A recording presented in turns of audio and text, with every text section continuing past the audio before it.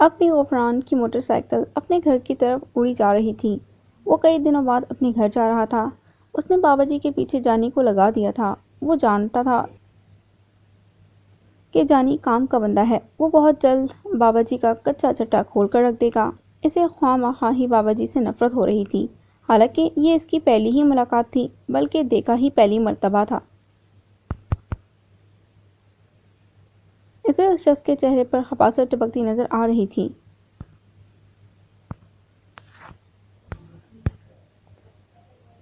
لیکن شیخ عمر حیات جیسا خراٹ بندہ اس کی اطاعت کر رہا تھا۔ کچھ نہ کچھ تو غلط تھا۔ بس وہ انہی سوچوں میں مگن اپنے گھر پہنچا تھا۔ وہ کافی دنوں بعد گھر آیا تھا۔ اسے معلوم تھا کہ ماں جی سے جھڑکیاں سننی پڑیں گی، لیکن جب وہ اندر داخل ہوا تھا تو حیران ہی نہیں بلکہ پریشان بھی ہو گیا تھا، کیونکہ اس کے ذہن میں بخاری بابا اور ان کا خاص مرید اسماعیل بھی موجود تھے۔ وہ حسب عادت زمین پر بچھی ہوئی چٹائی پر تشریف فرما تھے۔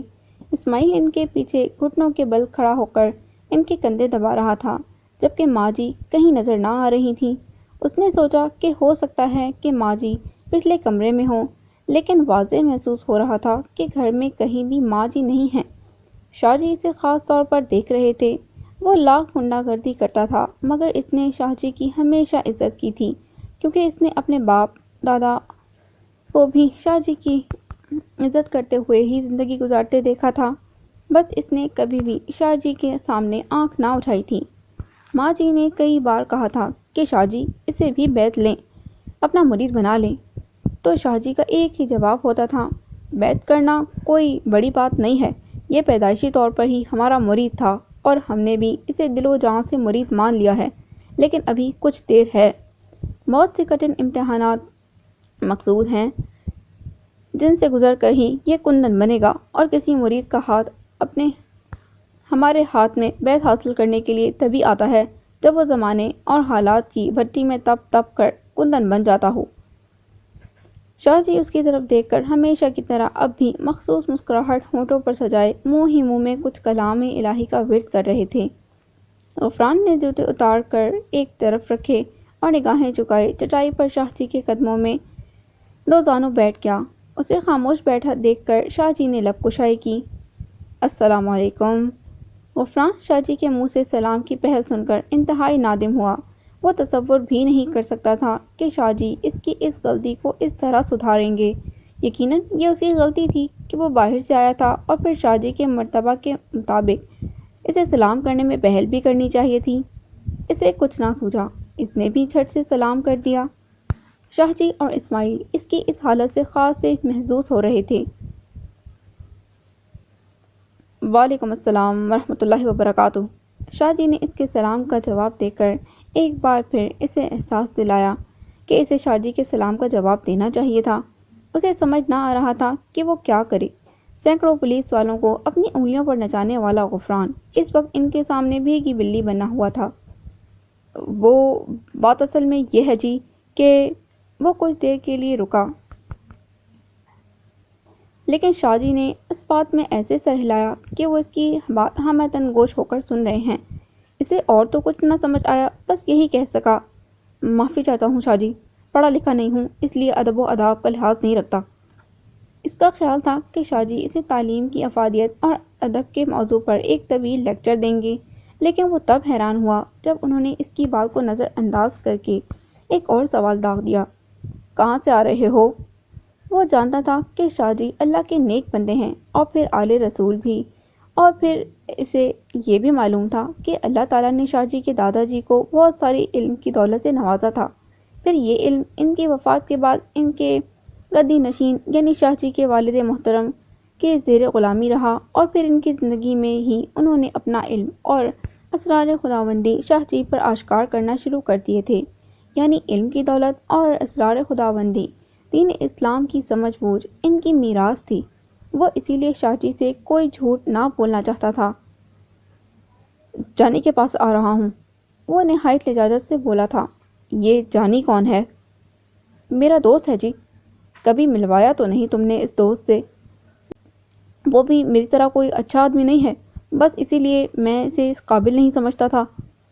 اگر وہ بھی اچھا آدمی نہیں ہے اور تمہاری طرح خراب آدمی ہے تو تم میرے پاس بیٹھے ہو۔ میں ملوا دوں گا جی آپ کو اس سے۔ تو پھر کب ملوا رہے ہو؟ یہ شاہ جی کو جانی میں دلچسپی کیوں ہونے لگی، حالانکہ انہوں نے کبھی اسے دیکھا بھی نہیں تھا، اور غفران کو جہاں تک یاد پڑتا تھا اس نے کبھی ماں جی سے بھی اس کا تذکرہ نہ کیا تھا۔ پھر شاہ جی جیسا عظیم انسان ایک گنڈے بدماش سے کیوں ملنا چاہتا تھا؟ غفران سوچ میں ڈوب گیا کہ شاہ جی کی آواز نے اس کے رہے سہے حواس بھی باختہ کر دیے۔ وہ گنڈا بدماش ضرور ہے۔ وہ کچھ دیر کے لیے چپ ہوئے، شاید غفران کے چہرے پر اپنی کہی ہوئی بات کے تاثرات دیکھنا چاہتے تھے۔ اس کے اندر بھی تمہاری طرح ایک انسان چھپا ہوا ہے جو نیک تو ہے مگر شیطان کے نرغے میں بری طرح پھنسا ہوا ہے۔ وہ کبھی کبھار اس چنگل سے نکلنے کی کوشش میں دو چار سجدے خداوند کو ضرور کرتا ہے مگر دل سے بے ایمانی نہیں جاتی۔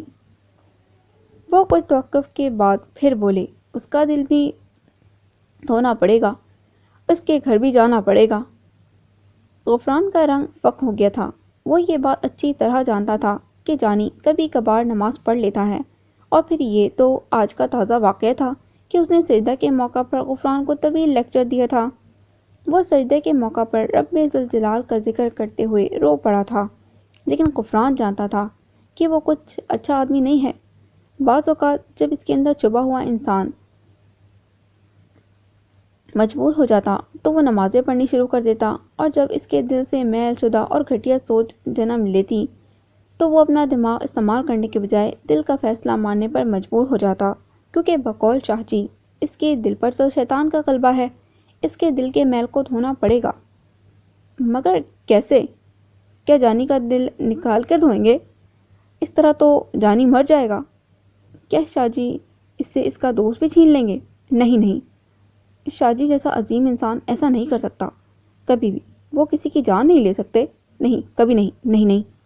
وہ بے خیالی میں یہی بولنے لگا۔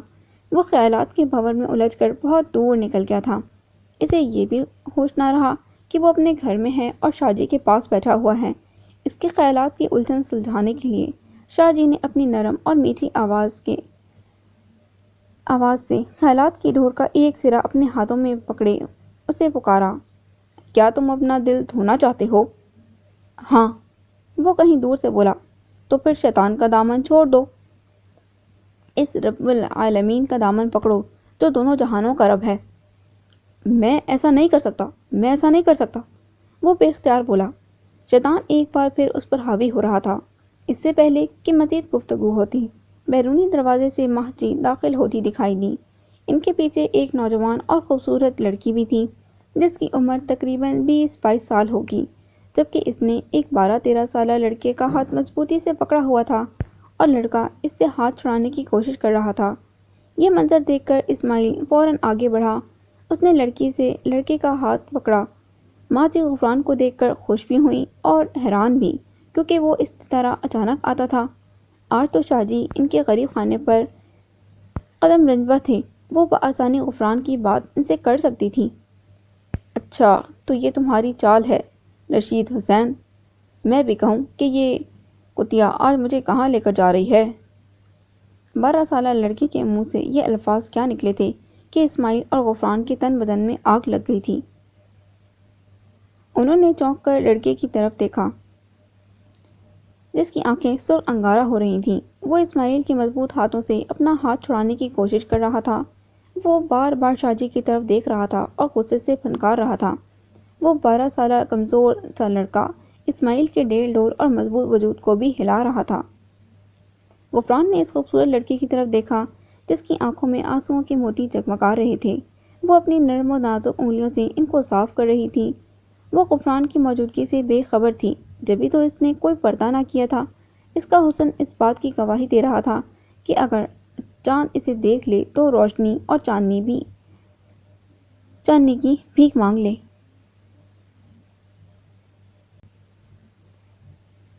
اس سے پہلے کہ غفران اس کے سراپے حسن پر مزید غور کرتا، وہ روتی ہوئی ماں جی کے پاس ہی چٹائی پر بیٹھ گئی۔ غفران کبھی شاہ جی کی طرف دیکھتا اور کبھی اس لڑکے کی طرف دیکھتا جو شاہ جی کو مسلسل گھور رہا تھا۔ اس کی سمجھ میں یہ معاملہ نہ آ رہا تھا۔ اس سے پہلے کہ اس کا ذہن مزید الجھتا، اس لڑکے کے منہ سے بڑی بھیانک آواز نکلی جو یقیناً اس کی اپنی آواز نہ تھی۔ رشید حسین باز آ جاؤ ورنہ تمہاری لاش پر رونے والوں کو بھی نہیں چھوڑوں گا۔ اس کی آواز میں نہ جانے کیا سحر تھا کہ ماجی اور وہ لڑکی سر تاپا کانپ کر رہ گئیں، جبکہ غفران بھی اپنی جگہ پر پہلو بدل کر رہ گیا۔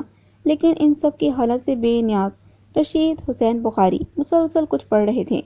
ان کے ہونٹ متحرک تھے اور یہ لمحات اس لڑکے پر بھاری ہو رہے تھے۔ وہ اسماعیل کے ہاتھوں سے اپنا ہاتھ چھڑانے کے لیے تڑپ رہا تھا، لیکن اسماعیل نہ جانے کیا بلا تھا کہ اس نے اپنے مضبوط ہاتھوں سے لڑکے کو قابو کیا ہوا تھا۔ غفران سحر زدہ ہو کر یہ سارا معاملہ دیکھ رہا تھا۔ اسی اسنا میں شاہ جی اپنی جگہ سے اٹھے اور لڑکے پر پھونک مار دی۔ اس پھونک میں نہ جانے کیا اثر تھا کہ وہ لڑکا بے ہوش ہو گیا۔ اسماعیل نے شاہ جی کے اشارے پر اس کا ہاتھ چھوڑ کر اسے آہستگی سے زمین پر لٹا دیا۔ پھر انہوں نے تمام لوگوں کو وہیں اپنی اپنی جگہ پر بیٹھے رہنے کا کہا اور خود شہادت کی انگلی کے اشارے سے چٹائی کے ارد گرد اس طرح دائرہ لگایا کہ اس پر تمام افراد جو بیٹھے ہوئے تھے خود کو دائرے کے اندر محسوس کرنے لگے۔ رشید حسین بخاری واپس اپنی جگہ پر آ کر بیٹھ گئے۔ اس بار اسماعیل ان کے ساتھ ہی باادب دو زانوں بیٹھ گیا تھا۔ شاہ جی ان کی طرف دیکھتے ہوئے گویا ہوئے،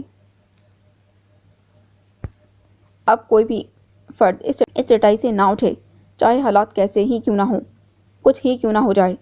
کسی بھی ڈر اور خوف کی بنا پر یا پھر کسی سحر یا شعبدہ بازی کی دہشت سے متاثر ہو کر گھبرانے کی کوئی ضرورت نہیں ہے۔ یہ اندیکھا جو دائرہ میں نے لگایا ہے صرف آپ کی حفاظت کے لیے ہی لگایا ہے۔ وہ کچھ لمحہ کے لیے خاموش ہوئے۔ اللہ اور رسول صلی اللہ علیہ وآلہ وسلم کی رحمت سے کوئی بھی شیطانی طاقت آپ کو کوئی نقصان نہیں پہنچا سکتی۔ اس کے بعد وہ خوبصورت لڑکی کی طرف متوجہ ہوئے۔ عثمہ بیٹی گھبراؤ مت، خدا نے چاہا تو تمہارا بھائی خالد اچھا بھلا ہو جائے گا۔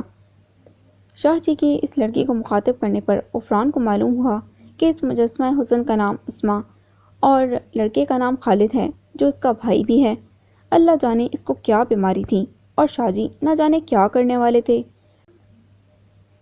وہ ایک بار پھر عثمہ کی طرف متوجہ ہوئے۔ بیٹی جو بھی بات ہے کھل کر بتاؤ تاکہ میں اچھی طرح اللہ کی رضا سے اس کا حل کر سکوں۔ عثمہ نے پہلی بار اپنے ارد گرد ماحول پر نظر دوڑائی تو معاملے کی نزاکت کا احساس اور مشرقی عورت کی حس جاگ اٹھی۔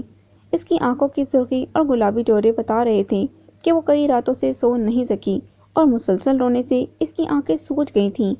وہ اب بھی متورم آنکھوں سے سب کو دیکھ کر نظریں جھکاتی ہوئی بولی، والدین کی وفات کے بعد اس اکلوتے بھائی کی ذمہ داری مجھ پر آن پڑی۔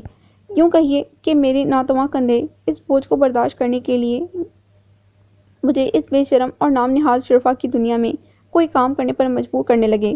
میں حافظ قرآن ہوں، میں نے گریجویٹ بھی کیا ہے، اپنا اور اس بھائی کا پیٹ بھرنے کے لیے کئی دفاتر کے چکر لگائے، مگر کسی نے بھی اپنی حوث کو بس پش ڈال کر میرے ٹیلنٹ اور مجبوری کی قدر نہ کی بلکہ الٹا ناجائز فائدہ اٹھانے کی کوشش کی۔ یہ کہہ کر وہ رونے لگی اور سامنے پڑے ہوئے بے ہوش بھائی کو دیکھنے لگی۔ اس کی آنکھوں میں کرب اور تکلیف کی جھلک نمایاں ہو گئی تھی۔ وہ اپنے دوپٹے سے آنسو پوچھ کر پھر گویا ہوئی، پھر تقدیر کو مجھ پر رحم آ گیا، مجھے ایک پرائیویٹ اسکول میں ٹیچنگ کی جاب مل گئی، اس تنخواہ سے ہمارا گزارا ہونے لگا۔ میں نے خالد کو بھی قرآن پاک کی تعلیم دینی شروع کر دی تھی۔ یہ ماشاءاللہ 30 پارے حفظ کر چکا ہے۔ ایک دن اسکول سے واپسی پر اس نے کسی درخت کے نیچے پیشاب کر دیا، بس اسی دن سے اس کی یہ حالت ہو گئی ہے۔ راہ جاتے ہوئے لوگوں کو گالیاں دیتا ہے، لوگوں کے دروازوں پر اینٹیں مارنے لگتا ہے، کبھی کبھی تو راتوں کو اٹھ کر دیواروں پر چلنا شروع کرتا ہے۔ وہ حسرت سے بے ہوش پڑے ہوئے خالد کو دیکھ رہی تھی۔ اس کی آواز بھراتی جاتی تو شاہ جی اسے دلاسا دیتے تھے، جبکہ ماں جی، غفران اور اسماعیل تمام ماجرا حیرانی اور خاموشی سے سن رہے تھے۔ میں اس کی حرکتوں سے تنگ آ گئی تھی، اسے سنگل سے باندھ کر اسکول جاتی اور واپسی پر انتہائی دکھ سے اسے کھولتی، کبھی کبھار کھانا کھا لیتا اور کبھی میرے بال نوچ کر میرا سر زمین پر لگا دیتا۔ والدین کی وفات نے میرے غم و الام کو مزید بڑھا دیا۔ وہ اگر آج زندہ ہوتے تو اس کی مناسب دیکھ بھال کر سکتے تھے۔ میں عورت ذات اس تنگ دل معاشرے میں اس بھائی کو لے کر کہاں جاؤں؟ بس انہی سوچوں اور پریشانیوں میں مبتلا تھی کہ ایک دن ماں جی نے آپ کا ذکر کیا۔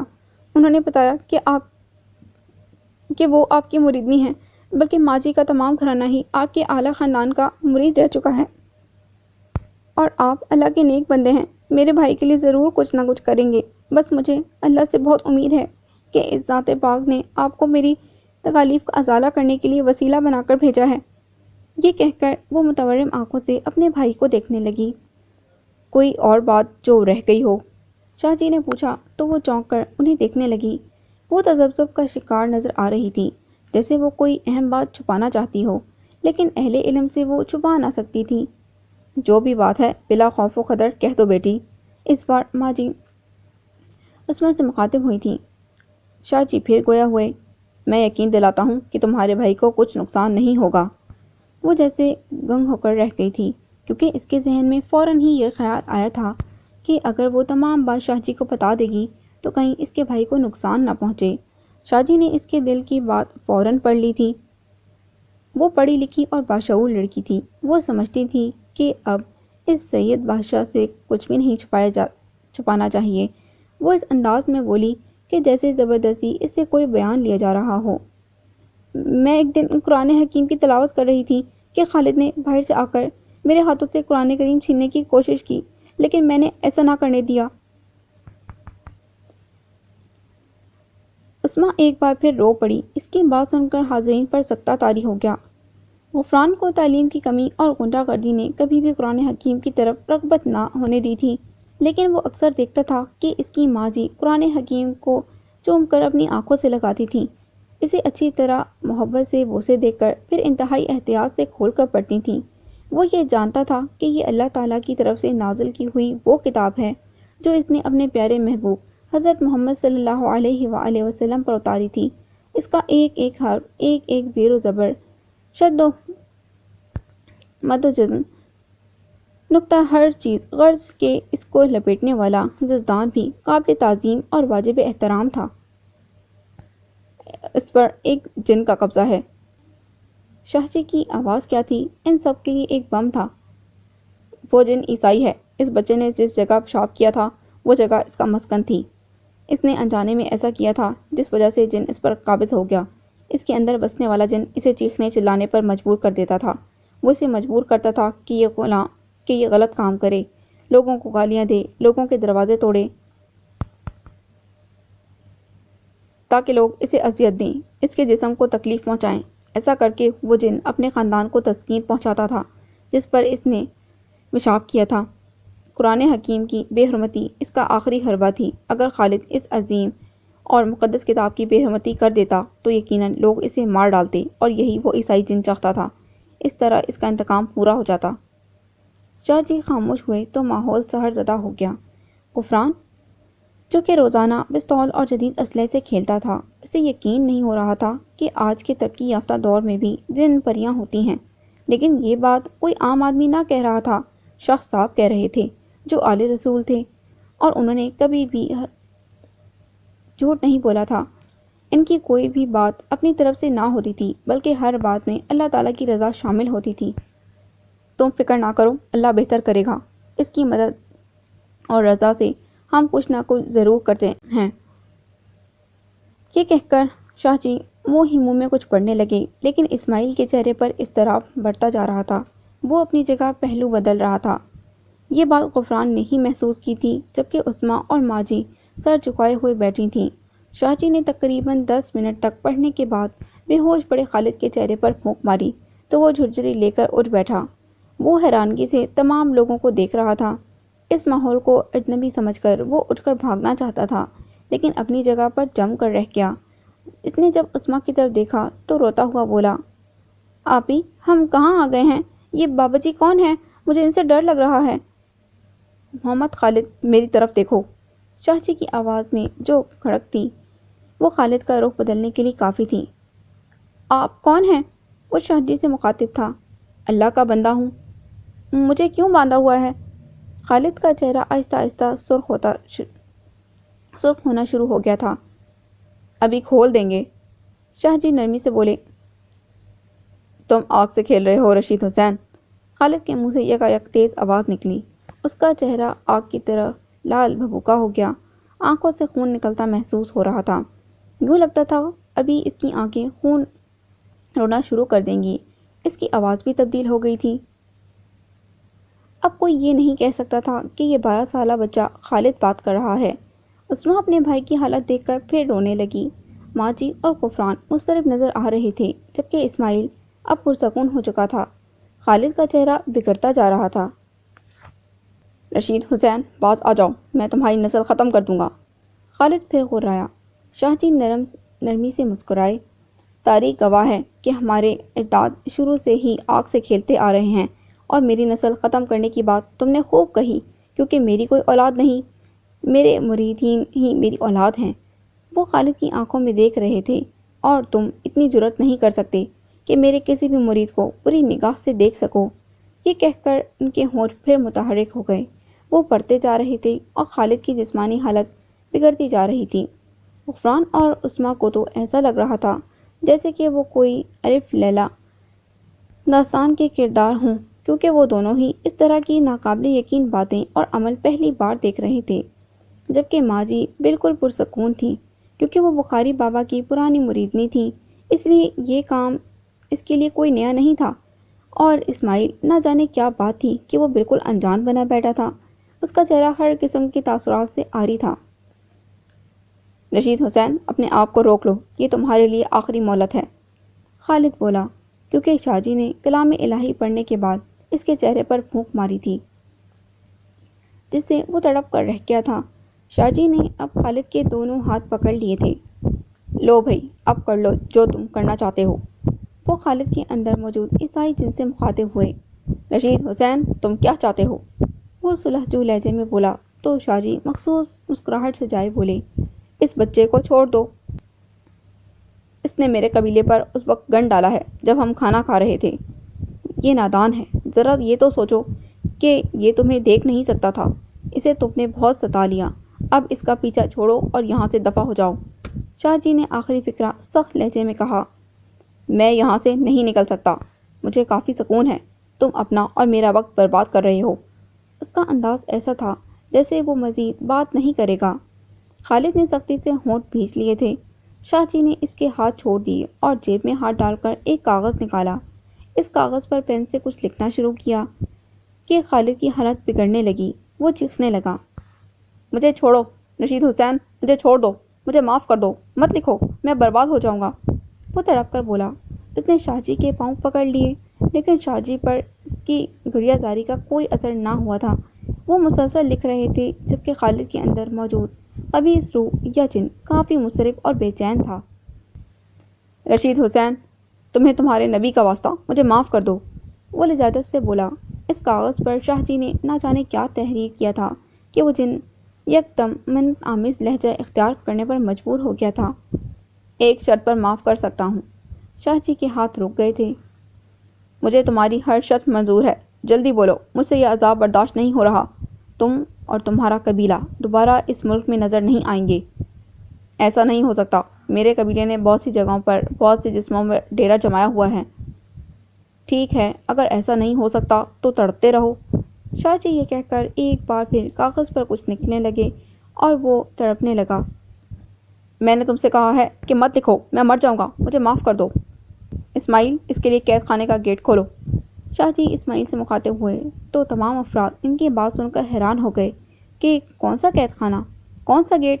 یہ باتیں مافوق العقل ضرور تھیں، لیکن وہ اس تمام کہانی اور چشمدید عمل کے گواہ تھے۔ اور پھر ان کی حیرت مزید دو چند ہو گئی جب اسماعیل نے اپنی قمیض کی سائڈ جیب سے ایک شیشے کی بڑی سی بوتل نکالی۔ اس کا ڈھکن کھول کر اس نے بوتل شاہ جی کی طرف بڑھا دی۔ اب اس لڑکے کا پیچھا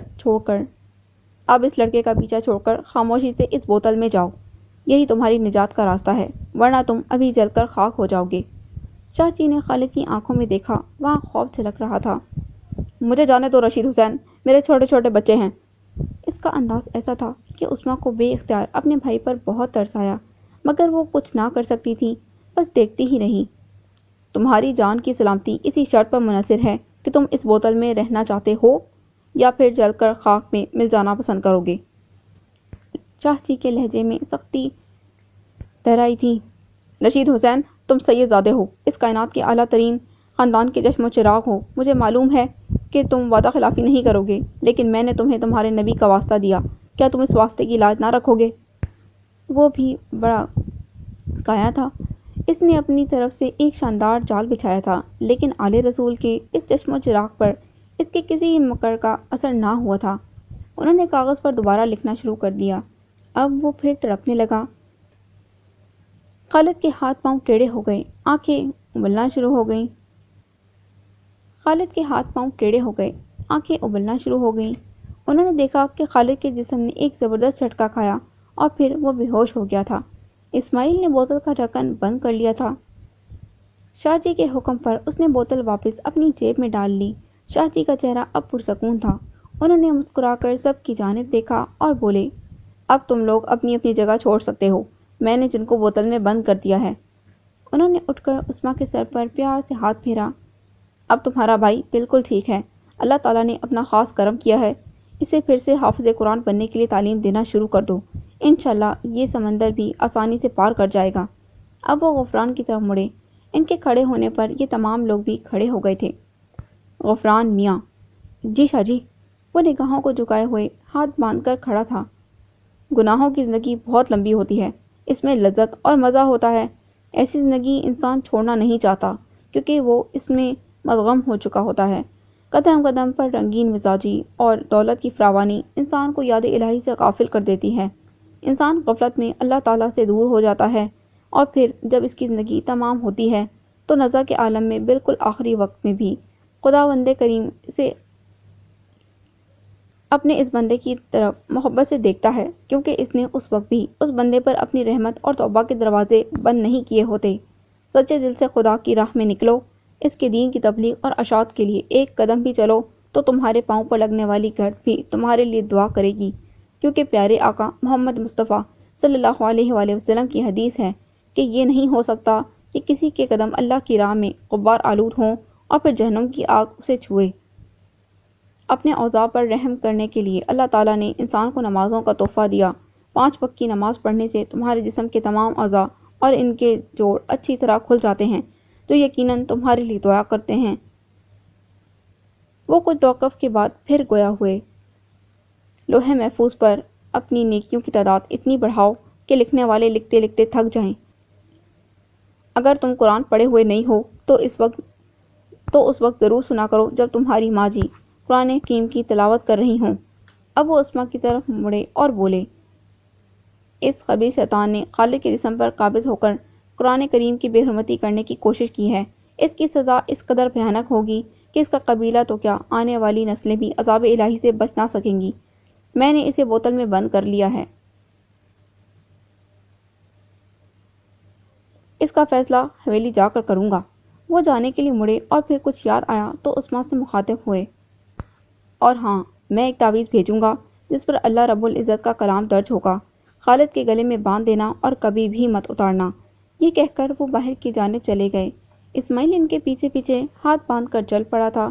ان کے باہر نکل جانے کے بعد ماں جی نے دروازہ بند کیا۔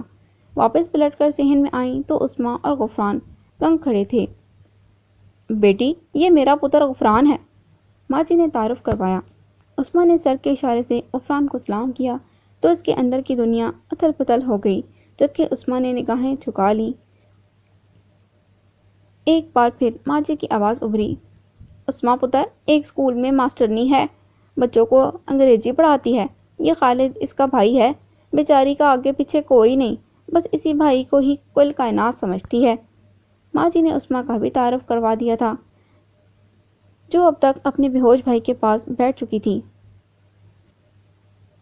ماں جی، کوئی روٹی وغیرہ بھی ہے کہ بھوک سے ہی پیٹ میں دوڑنے والے چوہے باہر نکل آئیں؟ غفران نے پیٹ پر ہاتھ پھیر کر کہا تو عثمان اس کی اس بے ساختگی پر مسکرائے بنا نہ رہ سکی، اور ویسے بھی اب پریشانی دور ہو گئی تھی۔ وہ ماں جی سے مخاطب ہوئی، ماں جی، میں اپنے گھر جانا چاہتی ہوں اور یہ خالد ابھی تک ہوش میں نہیں آیا۔ پریشان نہ ہو پتر، اس پر پانی کے چھینٹے مار، یہ ابھی بھلا چنگا اٹھ کر کھڑا ہو جائے گا، تو دیکھ لے ایسے ہی ہوگا۔ ماں جی یہ کہہ کر اندر باورچی خانے کی طرف بڑھ گئیں۔ آپ ماں جی کی بات مان کر دیکھ لیں جی، یہ بھی پہنچی ہوئی عورت ہے۔ غفران کا انداز ایسا تھا کہ عثمان نے بے اختیار اس کی طرف دیکھا اور کھل کر ہنس پڑی۔ وہ نہ جانے کتنے مہینوں بعد کھل کر ہنسی تھی، اور اس کے مسکرانے پر غفران کو ایسا لگا تھا کہ کتنے پھول اس کے گھر کے اس کے گھر میں آسمان سے آ گرے ہوں۔ عثمان کی نکرائی ہنسی پر وہ بھی محظوظ ہوا تھا۔ میں خالد کو اٹھا کر چھوڑاؤں؟ غفران نے عثمان سے مخاطب ہو کر کہا۔ نہیں، آپ کو بلا وجہ تکلیف ہوگی۔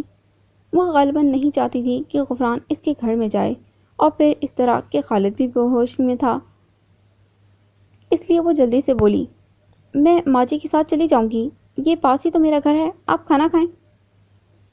اتنی دیر میں ماجی اندر سے پانی کی بوتل لے آئیں۔ یہ شاہجی کا پڑا ہوا پانی ہے۔ ماجی نے ڈھکن کھول کر خود ہی اس میں تھوڑا سا پانی لے کر اس کے چھینٹے بے ہوش خالد کے چہرے پر پھینکے تو وہ کسمسا کر آنکھیں کھول کر بیٹھ گیا۔ وہ حیرانگی سے ارد گرد دیکھ رہا تھا کیونکہ وہ آصف کے تابع تھا جب یہاں لایا گیا تھا۔ اسے کچھ سمجھ نہ آ رہی تھی، لیکن عثمان پر نگاہ پڑتے ہی وہ اس سے لپٹ گیا۔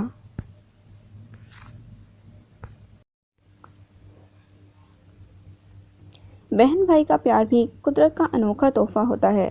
یہ رشتہ بے لوث اور ہر قسم کی غرض سے پاک ہوتا ہے۔ عثمان اس کی بڑی بہن تھی۔ وہ بھائی کو تازہ دم اور ٹھیک ٹھاک دیکھ کر خوشی سے بہنے والے آنسوؤں پر قابو نہ رکھ سکی تھی۔ دونوں بہن بھائی جب رو رو کر اپنا جی ہلکا کر چکے تھے تو عثمان کو یاد آیا کہ واپس گھر بھی جانا ہے، کیونکہ کافی دیر ہو گئی تھی گھر سے آئے ہوئے۔ اس نے اجازت طلب نظروں سے ماں جی کی طرف دیکھا۔ بیٹی، میں تو کہتی ہوں کھانا کھا کر چلی جانا۔ ماں جی کے لہجے میں خلوص اور محبت کو محسوس کر کے وہ ایک بار پھر آپ دیدہ ہو گئی، لیکن خود پر قابو پاتے ہوئے فوراً بولی، آپ خالد کے لیے دعا کریں۔ وہ غفران کی طرف بھی کنکھیوں سے دیکھ رہی تھی۔ شاہ جی سے اس کا تعویذ لا کر مجھے ضرور پہنچا دیجیے گا۔ آپ نے مجھ پر بہت بڑا احسان کیا ہے، زندگی نے موقع دیا تو اس کا بدلہ ضرور اتاروں گی۔ وہ منہ سے پھول گرا رہی تھی۔ نا پتر، ماں جی نے اس کے سر پر ہاتھ پھیرتے ہوئے کہا، کیوں ہم کو گناہگار کرتی ہو؟ یہ تو سب کچھ اللہ کے فضل و کرم سے ہوا ہے، بس اس نے ہی شاہ جی کو وسیلہ بنایا تھا، سو بنا دیا۔ بھلا وہ خود تھوڑا زمین پر آتا ہے، اس نے اپنے بندے پیدا کیے ہیں جو اس کے حکم سے، اس کی مرضی سے غلط کو صحیح کرتے رہتے ہیں۔ ماں جی اب غفران کی طرف مڑی۔ ایسے ہی ویلا کھڑا ہے، جا کر عثمان اور خالد کو ان کی دہلیز تک چھوڑ کر آ۔ اندھا کیا چاہے دو آنکھیں کہ مزداق غفران نے فوراً ہی ہاں کہہ دی۔ اس نے دیکھا ہی نہیں کہ عثمان نے کچھ کہنے کے لیے منہ کھولا تھا۔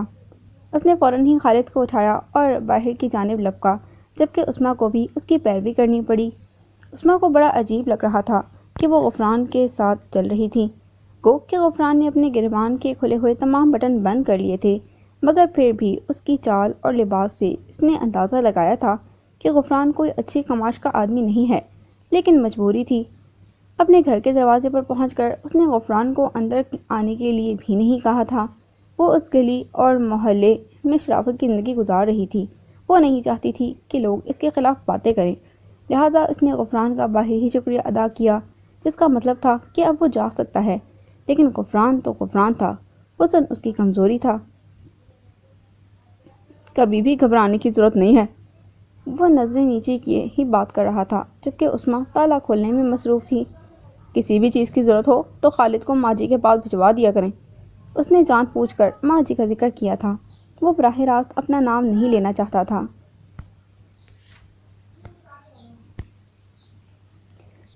کیونکہ وہ اس لڑکی کو اچھا بن کر دکھانے کی کوشش کر رہا تھا۔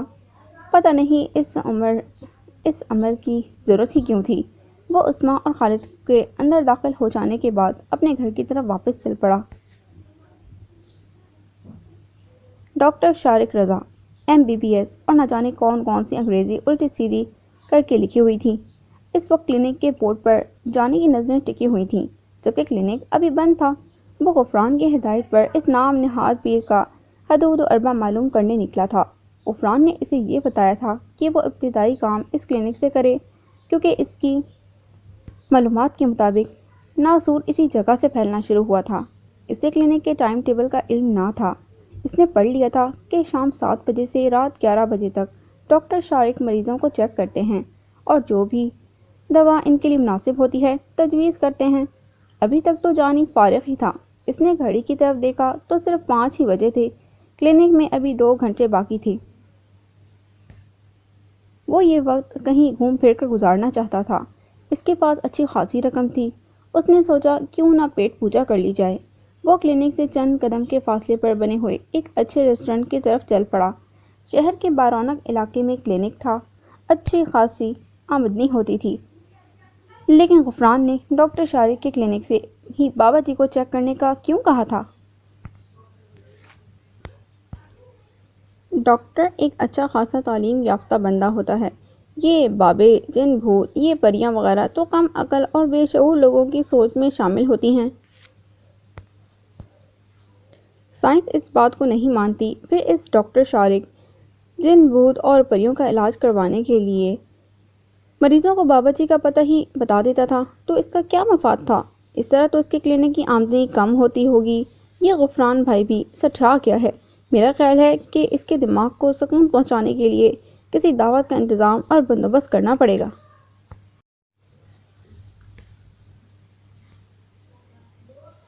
جانی اپنی سوچوں اور خیالوں کے ساتھ چلتا ہوا ریسٹورنٹ میں داخل ہوا۔ اپنی چیزوں کا آرڈر دے کر اس نے ادائیگی کی تو خوبصورت سیلز کاؤنٹر گرل نے اس کا آرڈر چند منٹ بعد سرو کر دیا۔ وہ اپنی چیزیں اٹھائے ایک خالی ٹیبل کی طرف بڑھ گیا جس کے ساتھ والی میز پر ایک نوجوان جوڑا خوش گپیوں میں مصروف تھا۔ وہ کبھی کبھار سامنے پڑی ہوئی پلیٹ میں سے فرینچ سلائس کے دو ایک ٹکڑے لے کر منہ میں رکھ لیتے اور پھر ٹھہر کر کسی بات پر مسکرانے لگتے۔ جانی نے چکن برگر پر ہاتھ صاف کرنا شروع کیا تو تیسرے نوالے پر ہی اس کے ہاتھ رک گئے۔ اس کے کانوں میں بات ہی ایسی پڑی تھی۔ ساتھ والی میز پر بیٹھا ہوا جوڑا باتوں باتوں میں شیخ عمر حیات کا تذکرہ چھیڑ کر بیٹھ گیا تھا اور شیخ عمر حیات کا نام سن کر جانی کے ہاتھ رک گئے لیکن کان کھڑے ہو گئے تھے۔ اب وہ مشروب کے ہلکے ہلکے سپ لینے لگا تھا تاکہ ان کی باتیں غور سے سن سکے۔ اس نے ارد گرد میزوں پر نگاہ دوڑائی تو ہر کوئی مصروف نظر آیا۔ اس جوڑے کو گمان بھی نہ تھا کہ کوئی ان کی باتیں سننے کے لیے اپنا کھانا ترک کر چکا ہے اور پوری توجہ سے اور انہماک سے ان کی طرف متوجہ ہے۔ دیکھیے ڈاکٹر صاحب، یہ سریلی آواز لڑکی کی تھی۔ شیخ عمر حیات کوئی معمولی آسامی تو ہے نہیں جو آپ اس طرح انکار کر رہے ہیں۔ اس پارٹی سے جتنی بھی آمدنی ہوگی وہ ہم تینوں میں تقسیم ہوگی کیونکہ یہ پارٹی میں نے ڈھونڈی ہے۔ وہ یہ کہہ کر خاموش ہو گئی تو ڈاکٹر بول پڑا، دیکھو میری جان، روپیہ پیسہ آنے والی چیز ہے۔ تم نے آسامی ڈھونڈی، اس کا معاوضہ تمہیں مل جائے گا۔ باقی رہ گئی تینوں حصوں والی بات تو یہ میرا اور تجمل کا معاملہ ہے۔ وہ مجھے کیا دیتا ہے اور میں اس سے کیا لیتا ہوں، لیتا بھی ہوں یا نہیں، یہ تمہارا سردرد نہیں ہے، اوکے؟ ڈاکٹر صاحب، میں اس طرح آسانی سے ٹلنے والی تو نہیں۔ لڑکی بھی ضد کی پکی تھی۔ مجھے معلوم ہے کہ تجمل نے آپ کو میرے ساتھ ڈیلنگ کے لیے بھیجا ہے اور آپ آج مکمکا کر کے ہی جائیں گے۔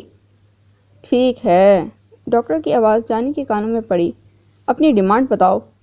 صرف 10 لاکھ، لڑکی نے مختصر سا جواب دیا۔ صرف تو ایسے کہہ رہی ہو جیسے کہ ہمارا واقعی کسی شیخ کے سلوکے میں ہاتھ پڑ گیا ہے۔ ڈاکٹر کی آواز میں طنز تھا۔ وہ اس ملک کا شیخ عمر حیات ہے، کوئی عربی شیخ نہیں، لہٰذا منہ تھوڑا کھولو تاکہ آسانی سے بھر سکو۔ اوکے، اب میرا منہ کسی مناسب موقع پر ہی کھلے گا۔ غالباً لڑکی نے جانے کے لیے کرسی کھسکائی تھی لیکن اس کے ساتھ ہی ڈاکٹر کی آواز آئی، بیٹھ کر بات کرو تاکہ معاملہ نبٹ سکے۔ صرف 10 لاکھ؟ میں صرف 8 لاکھ دے سکتا ہوں۔ تم نے کون سا اپنی جیب سے ادا کرنے ہیں؟ میرا باپ کوئی ڈکیت نہیں ہے، پتہ نہیں کب اس شیخ کے بچے سے کوئی موٹی رقم برآمد ہوتی ہے۔ میرا مشورہ ہے اس پر قناعت کرو کیونکہ قناعت پسندی اچھی چیز ہے۔ یہ کتابی باتیں اپنے پاس ہی رکھو۔ میں کوئی روتی ہوئی بچی نہیں ہوں جو آسمان پر چمکتے ہوئے چاند کو دیکھ کر بہل جاؤں گی، ہاں یا نہ؟ ٹھیک ہے، رقم کل تمہارے اکاؤنٹ میں جمع ہو جائے گی۔ اب معاہدے کے مطابق تم 1 ماہ تک یہاں نظر نہیں آؤ گی۔ ڈاکٹر کی شکست خوردہ آواز آئی تو کرسیاں کھسکنے کی آواز پر جانی نے بھی اپنا باقی کھانا زہر مار کرنا شروع کر دیا۔ اس نے ڈاکٹر اور لڑکی کو غور سے دیکھ لیا تھا جبکہ ان دونوں کے گمان میں بھی نہ تھا کہ کسی نے ان کی گفتگو سنی ہوگی۔ لڑکی کافی خوبصورت تھی اور جانی کے خیال میں کنواری بھی ہوگی، لیکن اس کی چال ڈھال اور گفتگو سے پتہ چلتا کہ وہ کافی چالاک بھی ہوگی، جبھی تو اتنی بڑی ڈیل اکیلے ہی طے کرتی چلی گئی۔ جانی نے سوچا کہ ان میں سے کسی کا تعاقب کرنا چاہیے، لیکن پھر اپنا ارادہ ملتوی کر دیا تھا۔ وہ سب سے پہلے ڈاکٹر شارک سے ملنا چاہتا تھا۔ لڑکی اس لڑکے کو بھی ڈاکٹر کہہ رہی تھی۔ کہیں یہی ڈاکٹر شارک تو نہیں ہے؟ طرح طرح کے سوالات اسے پریشان کر رہے تھے۔ اسے اس عام معاملے سے کوئی دلچسپی نہ تھی، لیکن غفران کو دلچسپی تھی۔ وہ شے عمر حیات کا نمک خوار تھا، جبکہ جانی غفران کا نمک خوار تھا۔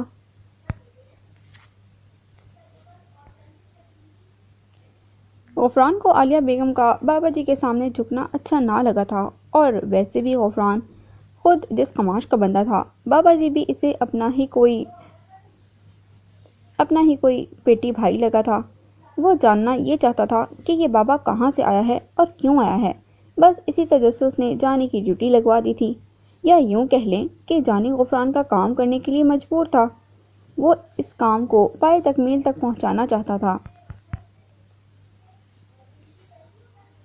لیکن اب اس سلسلے کی زنجیر کی پہلی کڑی اس کے سامنے تھی، وہ لڑکی اور وہ ڈاکٹر جو لڑکی کے ساتھ تھا۔ جانی انہی سوچوں میں مگن اپنا وقت گزار رہا تھا۔ 6 بج چکے تھے۔ اس نے سوچا کہ کلینک پر جا کر بیٹھنا چاہیے، بعد میں مریضوں کا رش زیادہ نہ ہو جائے۔ وہ ریسٹورانٹ سے باہر نکلا اور شارک کلینک کی طرف چل پڑا۔ اس کے ٹوکن کا نمبر بولا گیا تو وہ اٹھ کر اندر کی طرف بڑھ گیا۔ اندر داخل ہوتے ہی اسے جھٹکا لگا۔ سامنے کرسی پر وہی ڈاکٹر بیٹھا ہوا تھا جو ریسٹورانٹ میں لڑکی سے ڈیل کر چکا تھا۔ جانی نے اپنے آپ کو سنبھالا اور ڈاکٹر کے سامنے رکھے ہوئے اسٹول پر بیٹھ گیا۔ ڈاکٹر شارک اپنے اسٹیتھوسکوپ کو استعمال کرتے ہوئے جانی سے مخاطب ہوئے۔ جی کہیے، کیا پرابلم ہے آپ کو؟ جانی کو سمجھ نہ آ رہی تھی کہ کیا بیماری بتائے، کیونکہ وہ کوئی بھی بیماری بتاتا تو ڈاکٹر اسے چیک کر لیتا، اور تندرست ہونے کی صورت میں ظاہر ہے وہ واجبی سے دوائی لکھ دیتا اور جانی کے دوبارہ اس کلینک پر آنے کا جواز ختم ہو جاتا۔ لیکن بہت سوچ سمجھ کر جانی بولا، دراصل ڈاکٹر صاحب۔ وہ کچھ دیر کے لیے رکا، جیسے الفاظ جمع کر رہا ہو۔ میرا مسئلہ بڑا پیچیدہ ہے۔ میرے دل پر کبھی کبھار درد ہونے لگتا ہے۔ درد کی شدت اس قدر تیز ہوتی ہے کہ میری سمجھ میں کچھ نہیں آتا کہ کیا کروں۔ پھر ایک پانی کے گلاس یا ٹھنڈی بوتل سے ایسے ہو جاتا ہے جیسے کوئلوں پر پانی پڑ گیا ہو۔ ڈاکٹر شارک نے بغور اس کا معائنہ کیا اور اسٹیتھوسکوپ کو اس کی چھاتی پر مختلف جگہوں پر رکھ کر چیک کرتا رہا۔ بظاہر تو کوئی نقص معلوم نہیں ہو رہا تھا۔ جانی نے ڈاکٹر کی مایوسی بھانپتے ہوئے ایک اور پتا پھینکا۔ کئی دنوں سے مجھے اپنی کوٹھی سے انجانا سا خوف آتا ہے، وہ ڈاکٹر کی آنکھوں میں دیکھتے ہوئے بولا۔ ایسا لگتا ہے جیسے کوئی مجھے قتل کر دے گا، بس اسی وجہ سے میں ڈپریشن کا شکار رہتا ہوں۔ اس کا تیر نشانے پر لگا۔ ڈاکٹر کی آنکھوں میں مخصوص چمک نے اسے بات آگے بڑھانے کا حوصلہ بخشا۔ بیوی اور بچوں کو میں نے امریکہ بھجوا دیا ہے۔ جانی بظاہر لا تعلقی سے بات کر رہا تھا، مگر وہ جانتا تھا کہ ڈاکٹر ہمدن گوش ہے۔ میں انہیں پریشان نہیں کرنا چاہتا۔ مجھے لگتا ہے کوئی آصف ہے جو میری جان کا دشمن ہے، لیکن پھر خود ہی مسکرانے لگتا ہوں کہ آج کل کے ترقی یافتہ دور میں یہ تو کتابی باتیں ہیں۔ نہیں، یہ محض کتابی باتیں نہیں ہیں۔ ڈاکٹر نے اس کا ڈالا ہوا دانہ چگنا شروع کر دیا۔ جبھی تو اس نے جانی کی بات کاٹ دی تھی۔ آصف کہیں بھی اپنا گھر بنا لیتا ہے، لیکن ہر بیماری کی دوا ضرور ہوتی ہے۔ اسی طرح آصف کا توڑ کرنے کے لیے اللہ تعالیٰ نے کوئی نہ کوئی وسیلہ آدمی کی صورت میں بنایا ہوتا ہے۔ ڈاکٹر پرچی پر لکھتے ہوئے کچھ توقف کے بعد پھر بولا، میں نے کچھ دوائیاں لکھ دی ہیں۔ اس نے پرچی جانی کی طرف بڑھاتے ہوئے کہا، آپ کو چند دن اور آنے کی زحمت ہوگی۔ آپ کی دوائیں میرے سینے کی جلن اور دل کا درد تو ختم کر دیں گی۔ جانی نے پرچی کو تہہ کرتے ہوئے اسے جیب میں ڈال لیا۔ لیکن میرے اندر جو خوف بیٹھ گیا ہے، اس کا کیا بنے گا؟ دیکھیں جی، ہم تو سائنس کی روح سے آپ کا علاج کرتے ہیں، ڈاکٹر مسکراتے ہوئے بولا۔ آپ کو روحانی علاج کی ضرورت ہے، کسی پیر کامل سے ملنا پڑے گا۔ آج کل تو مرید کامل نہیں ملتے، پیر کامل تو نایاب ہیں۔ جانی نے اسے ایک بار پھر پٹری پر لانے کی کوشش کی۔ وہ چاہتا تھا کہ ڈاکٹر کے دماغ کا انجن ایک مرتبہ اس کی بچھائی ہوئی پٹری پر چل پڑے، پھر کسی بھی لال بتی پر رکنے کی ضرورت نہ پڑے گی، کیونکہ لڑکی نے بھی اسے کسی عامل کا خاص مریض ثابت کیا تھا۔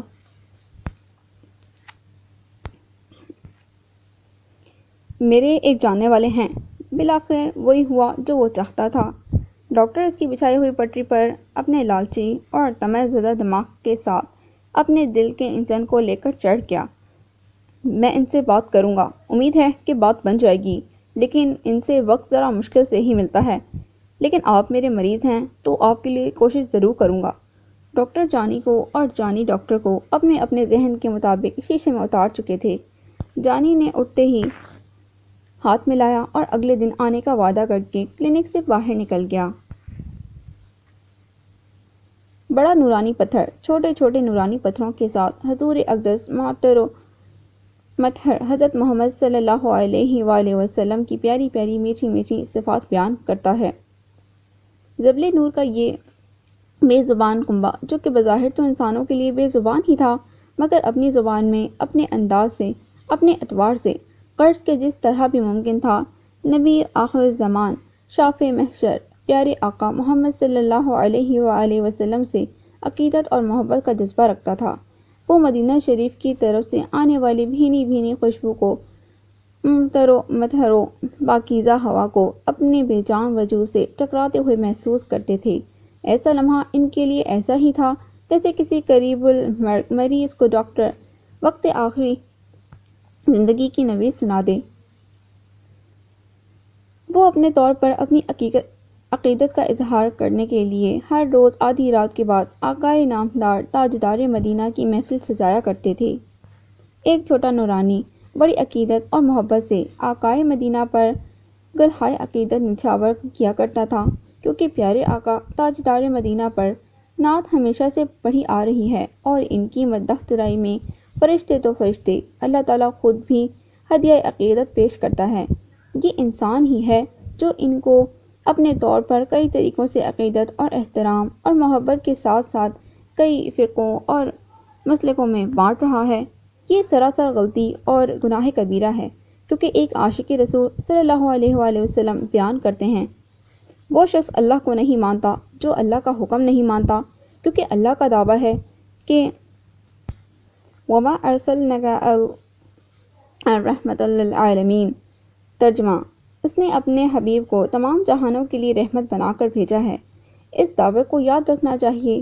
اگر کبھی یوں محشر اپنے اعمال کی کمی کی وجہ سے جلالت اور خوف کبیرہ سے لرزہ طاری ہو تو یہ ضرور یاد رکھیں کہ حبیب کبریا صلی اللہ علیہ وسلم کا نام ہی وسیلہ بخشش اور رحمت ہوگا، کیونکہ عاقبت خیر والوں کے لیے ہے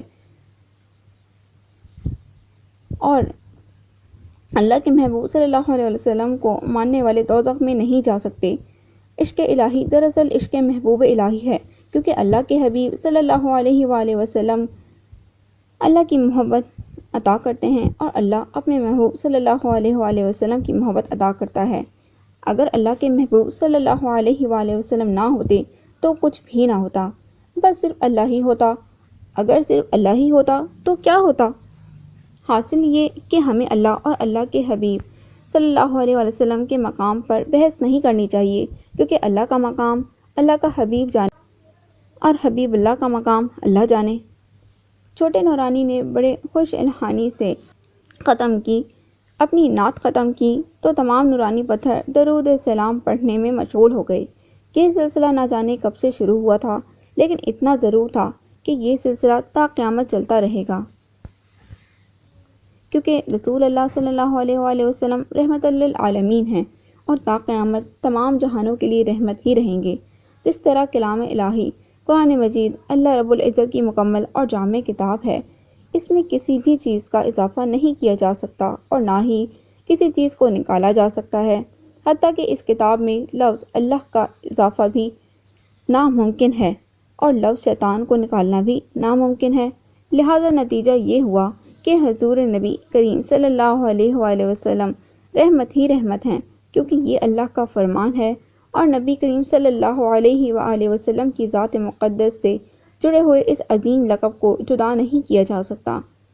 بڑا نورانی محو مدح سرائی تھا اور تمام نورانی پیارے آقا صلی اللہ علیہ وآلہ وسلم اور رب ذوالجلال کی پیاری پیاری باتیں سن کر سردھن رہے تھے۔ ماں جی اس وقت حاجی عبداللہ کی عظیم الشان کوٹھی سے کچن میں موجود تھیں۔ وہ اس کوٹھی میں ایک فرد کی حیثیت اختیار کر چکی تھیں۔ ماں جی کے ہاتھوں میں عجیب سی لذت تھی۔ ایک بار جو ان کے ہاتھ کا پکا ہوا کھانا کھا لیتا تھا بس انہی کے گن گاتا تھا۔ گھر کا ہر فرد خواہ وہ چھوٹا تھا یا بڑا وہ ماں جی کا احترام کرتا تھا، حتیٰ کہ حاجی عبداللہ بھی ماں جی کو آپا کہہ کر بلاتے تھے، اور نسرین بیگم وہ تو ماں جی کو سراخوں پر بٹھاتی تھیں، کیونکہ ماں جی نے ان کے گھر کو سنبھال کر بیگم صاحبہ کو روز روز کے پکوان سے نجات دلا دی تھی۔ اور دوسری بات یہ کہ یہ گھرانہ بھی بخاری بابا کا مرید تھا۔ وہ تمام لوگ شاہ جی پر ہر لمحہ جانچ رکھنے پر تیار رہتے تھے، لیکن وہ جانتے تھے کہ شاہ جی ایک نفیس طبیعت کے مالک ہیں۔ وہ اپنے مریدوں کو خواہ مخواہ کبھی تکلیف نہ دیتے تھے۔ حاجی عبداللہ کا بھی ایک بیٹا اور ایک بیٹی تھی۔ اللہ تعالیٰ نے بڑی فرما بردار اور صالح اولاد دی تھی۔ حاجی صاحب کو وہ اللہ کا شکر ادا کرتے نہ تھکتے تھے۔ کوٹھی کے گیٹ پر ہر لمحہ 2-3 پولیس والے چوکنے انداز میں کھڑے رہتے تھے، کیونکہ حاجی عبداللہ حکومتی MNA تھے۔ وہ بہت بااصول آدمی تھے، لیکن ان کی عزت کرتے تھے، وہ بھی عزت کروانا جانتے تھے۔ تبھی تو وہ بھی اپنے حلقے میں بلکہ تمام ملنے والوں سے انتہائی خلوص اور محبت سے ملتے تھے۔ ان کی سیٹ کی میعاد ختم ہو رہی تھی اور حاجی عبداللہ عوام کے پرزور اصرار پر اگلا الیکشن بھی لڑنا چاہتے تھے۔ اس وقت وہ اپنے گھر پر موجود اپنی فیملی کے ساتھ کھانا کھانے میں مصروف تھے۔ ماں جی کھانا ٹیبل پر سجا کر خود ایک طرف کھڑے ہو کر تمام افراد کی طرف دیکھ رہی تھیں جو بڑے انہماک سے کھانا کھا رہے تھے۔ آپا جی کیا بات ہے؟ حاجی عبداللہ ماں جی سے مخاطب ہوئے۔ آپ بڑی خاموش ہیں۔ بس حاجی صاحب غفران کی وجہ سے پریشان ہوں۔ ماں جی دل کی بات زبان پر لے آئیں۔ کیا پریشانی ہے؟ حاجی عبداللہ کھانے سے فارغ ہو چکے تھے۔ اب وہ ہمدن ماں جی کی طرف متوجہ تھے۔ وہ جی وہ کوئی توقف کے بعد بولی، شیخ عمر حیات کے ساتھ کام کرتا ہے اور مجھے وہ بندہ ٹھیک نہیں لگتا۔ مجھے ڈر ہے کہ کہیں اس کی کرنی میرے پتر کو نہ بھرنی پڑے۔ ہر بندہ اپنی اپنی طبیعت کے مطابق کام کرتا ہے، جیسا تمہارا بیٹا ہے قدرت نے اسے ویسا ہی کام دے رکھا ہے۔ حاجی عبداللہ نے ماں جی کو سمجھانے والے انداز میں کہا، اگر وہ 2-4 جماعتیں پڑھا ہوتا تو میں کہیں بلدیہ میں ہی لگوا دیتا۔ مجھے تو ہر روز اس کے دنگے فساد کی خبریں ہی ملتی رہتی ہیں۔ بہرحال پھر بھی آپ گھبرائیں نہیں، میرے لائق کوئی خدمت ہوئی تو ضرور بتائیں۔ کھانا کھانے کے بعد حاجی صاحب باہر کی جانب نکل گئے، جبکہ نسرین بیگم، جویریہ اور عاصم نے اپنا کھانے کا پروگرام جاری رکھا تھا۔ اس سفید پاؤڈر کو میں ہر گھر کے نوجوان میں منتقل ہوتا دیکھنا چاہتا ہوں۔ شیخ عمر حیات اس وقت یونیورسٹی کے ونڈر ٹائپ اسٹوڈنٹس کو سمجھا رہا تھا، جو اس کا خصوصی اعلی کار تھا۔ کسی بھی قسم کی کوئی پریشانی تو نہیں ہے؟ نہیں سر، اسٹوڈنٹ نے مختلف سا جواب دیا۔ تو اس کے دوسرے ساتھی نے اٹھ کر کچھ کہنے کے لیے منہ کھولا تھا، لیکن پہلے والے اسٹوڈنٹ نے اسے آنکھ کے اشارے سے ہی سمجھا دیا تھا کہ وہ خاموش رہے، مگر اس کی یہ حرکت شیخ عمر حیات سے چھپی نہ رہ سکی۔ کیا بات ہے؟ شیخ عمر حیات اس لڑکے سے مخاطب ہوا۔ تم کچھ کہنا چاہتے ہو؟ سر میں یہ کہنا چاہتا تھا کہ آج کل پرنسپل صاحب نے بہت سختی کی ہوئی ہے۔ وہ ڈرتے ہوئے انداز میں بول رہا تھا، کیونکہ شیخ عمر حیات کس بلا کا نام ہے وہ جانتا تھا۔ اس وجہ سے تھوڑی سی پریشانی ہو رہی ہے۔ بالآخر اس نے اپنی بات مکمل کر دی۔ شیخ صاحب کی پیشانی پر بل پڑ گئے، لیکن کچھ ہی دیر بعد اس نے اپنے آپ کو نارمل کر لیا تھا۔ وہ اس وقت اپنے خفیہ تہخانے میں موجود تھا، جس میں ایک کلاس روم کی طرح کافی تعداد میں کرسیاں رکھی ہوئی تھیں، اور ایک بڑی کرسی پر شیخ عمر حیات براجمان تھا۔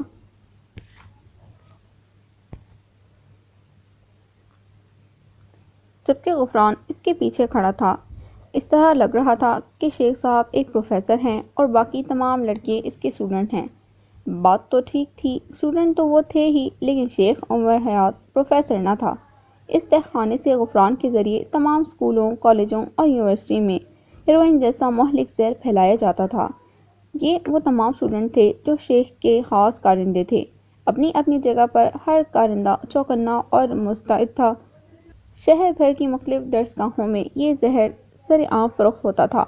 شہر کے تمام تھانوں میں مٹھائی اور چائے کے نام پر ماہانہ رقم پہنچا دی جاتی تھی۔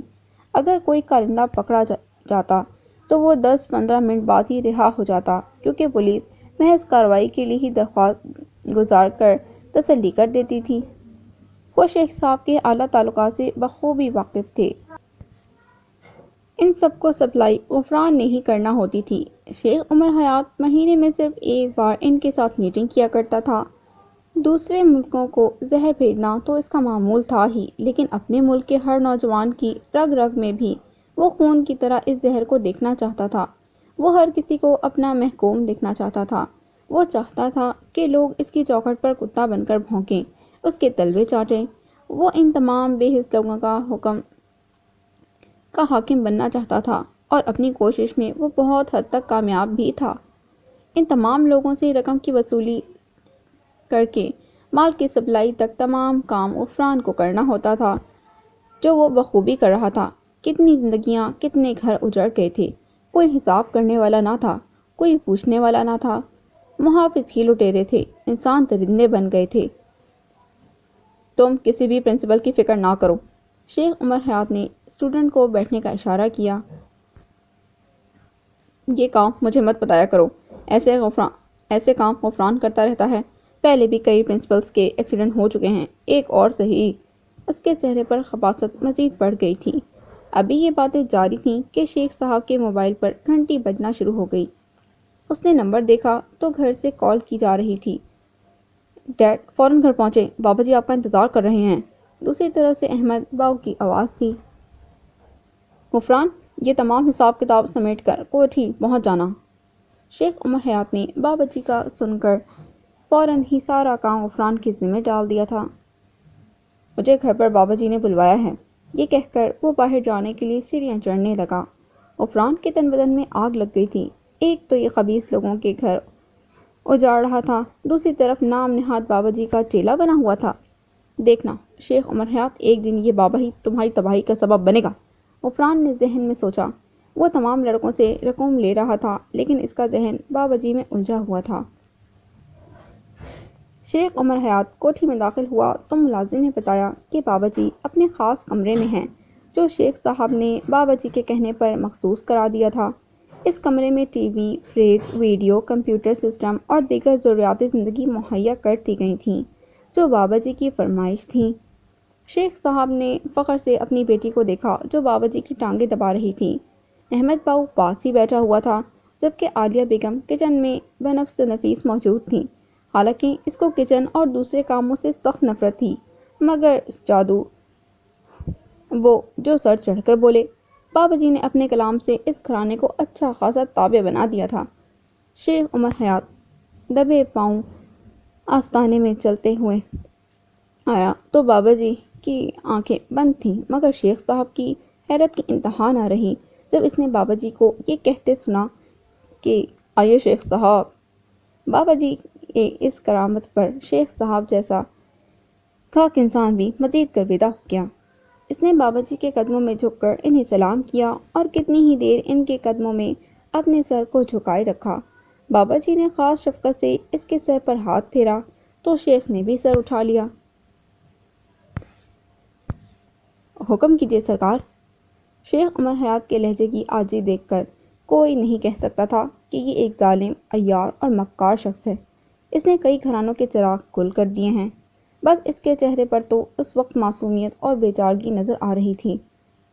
انسان نے اپنے چہرے پر کئی نقاب چڑھائے ہوتے ہیں، ماحول اور موقع کی مناسبت سے وہ چہرے پر نقاب بدلتا رہتا ہے اور اپنا کام نکلواتا ہے۔ یہی حال شیخ کا تھا۔ وہ اس وقت لاچار اور بے چارہ نظر آ رہا تھا، لیکن بظاہر بے چارہ نظر آنے والا شیخ ایک خطرناک اسمگلر تھا۔ ہمارے اس طرح تمہارے گھر میں چلے آنے سے تمہیں تکلیف تو کافی ہوگی۔ بابا جی نے اپنا پہلا پتا پھینکا، کیونکہ ہمارے مریدین کی خصوصی طور پر آمد تمہاری فیملی کے لیے زحمت ہوگی۔ آپ نے تو مجھے شرمندہ کر دیا بابا جی۔ شیخ عمر حیات کے انداز میں مزید بے چارگی در آئی تھی۔ یہ گھر تو آپ کا ہی ہے۔ اس طرح غیرت برتیں گے تو میں کہیں کا نہ رہوں گا۔ شیخ نے اپنا سر ایک بار پھر بابا جی کے قدموں میں ڈال دیا تھا۔ بابا جی نے اس کی پشت پر ہاتھ پھیرنا شروع کر دیا۔ وہ ساتھ ہی ساتھ کہتے بھی جا رہے تھے، اللہ تمہیں بہت دے گا، تم میرے مرید ہو، کوئی غلط چیز تمہیں چھو بھی نہیں سکتی۔ بابا جی نے شیخ کو کندھوں سے پکڑ کر اٹھایا اور اپنے سامنے خاموش بیٹھنے کا اشارہ کیا اور خود منہ میں کچھ پڑھنے لگے۔ بابا، جو کہ خود ایک فراڈ تھا، کالے علم کے 10-12 حروف جانتا تھا جس سے انسان کو اپنے قابو میں کیا جا سکتا تھا، اب وہ وہی علم پڑھ کر شیخ عمر حیات پر پھونک رہا تھا، اس سے پہلے کہ وہ گھر کے تینوں افراد پر اپنا اثر جما چکا تھا۔ اس پھونک نے شیخ کی دنیا ہی بدل دی تھی۔ وہ دل کی گہرائیوں سے بابا جی کا متی ہو گیا تھا۔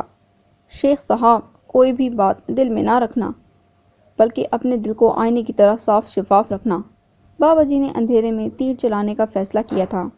میں جانتا ہوں کہ تم اس مرتبہ پھر الیکشن لڑنا چاہتے ہو۔ پچھلے الیکشن میں تو حکومتی دھاندلی نے حاجی عبداللہ کا ساتھ دیا، لیکن اب میرا ساتھ تمہارے لیے فتح اور کامیابی کی نوید بن جائے گا۔ بابا جی کا اندھیرے میں پھینکا ہوا تیر ٹھیک نشانے پر لگا۔ شیخ بابا جی کی اس چال کے آگے اپنا سب کچھ ہار گیا تھا۔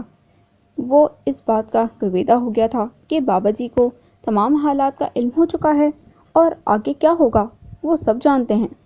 بس شیخ بابا جی کے جال میں پوری طرح پھنس چکا تھا۔ ملیحہ اور احمد باؤ بھی باپ سے مختلف خیالات نہ رکھتے تھے۔ وہ بھی جانتے تھے کہ شیخ صاحب گزشتہ شکست کا بدلہ حاجی عبداللہ سے لینا چاہتے ہیں، لیکن کوئی بھی ترکیب کارآمد نہ ہو رہی تھی۔ اب بابا جی کی مدد اور ساتھ یقیناً ان کے والد کے لیے فتح اور کامیابیوں کی نوید ہوگی، کیونکہ وہ جان گئے تھے کہ بابا جی بہت پہنچ والے ہیں۔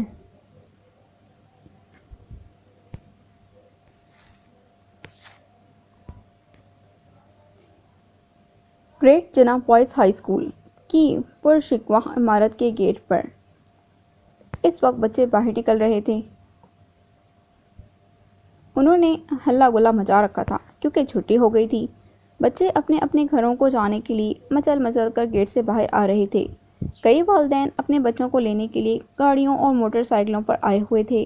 تقریباً 15 منٹ بعد ہی تمام کلاسز خالی ہو گئی تھیں۔ اب باری باری تمام ٹیچرز بھی رخصت ہو رہی تھیں۔ اس اسکول کو 2 سیکشنوں میں تقسیم کیا گیا تھا۔ ایک میں اول تا پنجم اور دوسرے میں ہشتم تا دہم کے لڑکے تعلیم حاصل کرتے تھے۔ عثمیٰ اسکول کے پہلے سیکشن میں ٹیچر تھی۔ وہ لڑکیوں کو اسلامیات اور انگلش کی تعلیم دیتی تھی۔ بس اسی تنخواہ سے وہ اپنا اور اپنے بھائی خالد کا پیٹ پالتی تھی۔ یہ ایک عزت دار روزگار تھا۔ خالد ایک سرکاری اسکول میں چھٹی جماعت کا ہونہار طالب علم تھا۔ شاہ جی کے علاج کے بعد اس نے دوبارہ پڑھنا شروع کر دیا تھا۔ وہ بڑی دل جمعی سے پڑھائی میں مگن تھا، جبکہ رات کو وہ عصمت سے قرآن کریم کی تعلیم بھی حاصل کر رہا تھا۔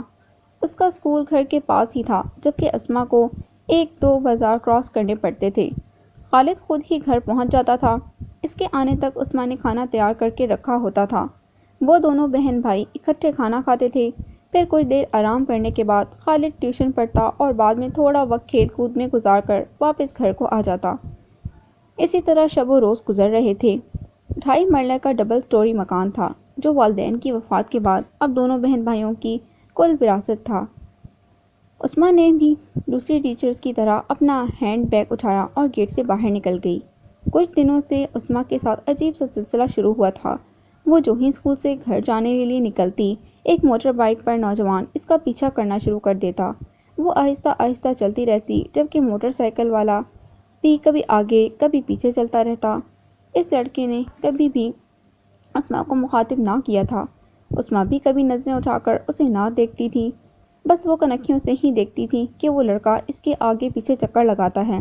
وہ نیک اور مزیدار لڑکی تھی، پردے کی پابند، اور اب بھی وہ نقاب کیے ہوئے تھی۔ ابھی وہ اسکول کے گیٹ سے باہر نکلی ہی تھی کہ اس نے موٹر سائیکل کی مخصوص آواز سنی۔ وہ سمجھ گئی کہ وہی لڑکا ہوگا۔ وہ اب اس کے گھر تک جائے گا۔ عثمیٰ کو بہت خوف آتا تھا، اگر کسی محلے دار کو علم ہو جائے تو وہ بدنام کتنی ہوگی۔ وہ تمام محلے میں ایک اچھی اور باکردار لڑکی سمجھی جاتی تھی۔ محلے کی کئی لڑکیاں اس کے پاس قرآن مجید کی تعلیم کے لیے بھی آتی تھیں۔ وہ اس لڑکے کی وجہ سے بدنام نہیں ہونا چاہتی تھی۔ وہ اس سے صاف صاف کہہ دینا چاہتی تھی کہ وہ اس کا پیچھا چھوڑ دے، کیوں اسے بدنام کرنے پر تلا ہوا ہے، لیکن اس کی طرف سے ابھی تک کوئی ایسا اشارہ نہ ملا تھا کہ جس سے وہ سمجھتی کہ واقعی اس کے لیے ہی وہ آتا ہے، یا پھر اس نے کبھی بھی ظاہر نہ کیا تھا کہ وہ عثمان کو بدنام کرنا چاہتا ہے۔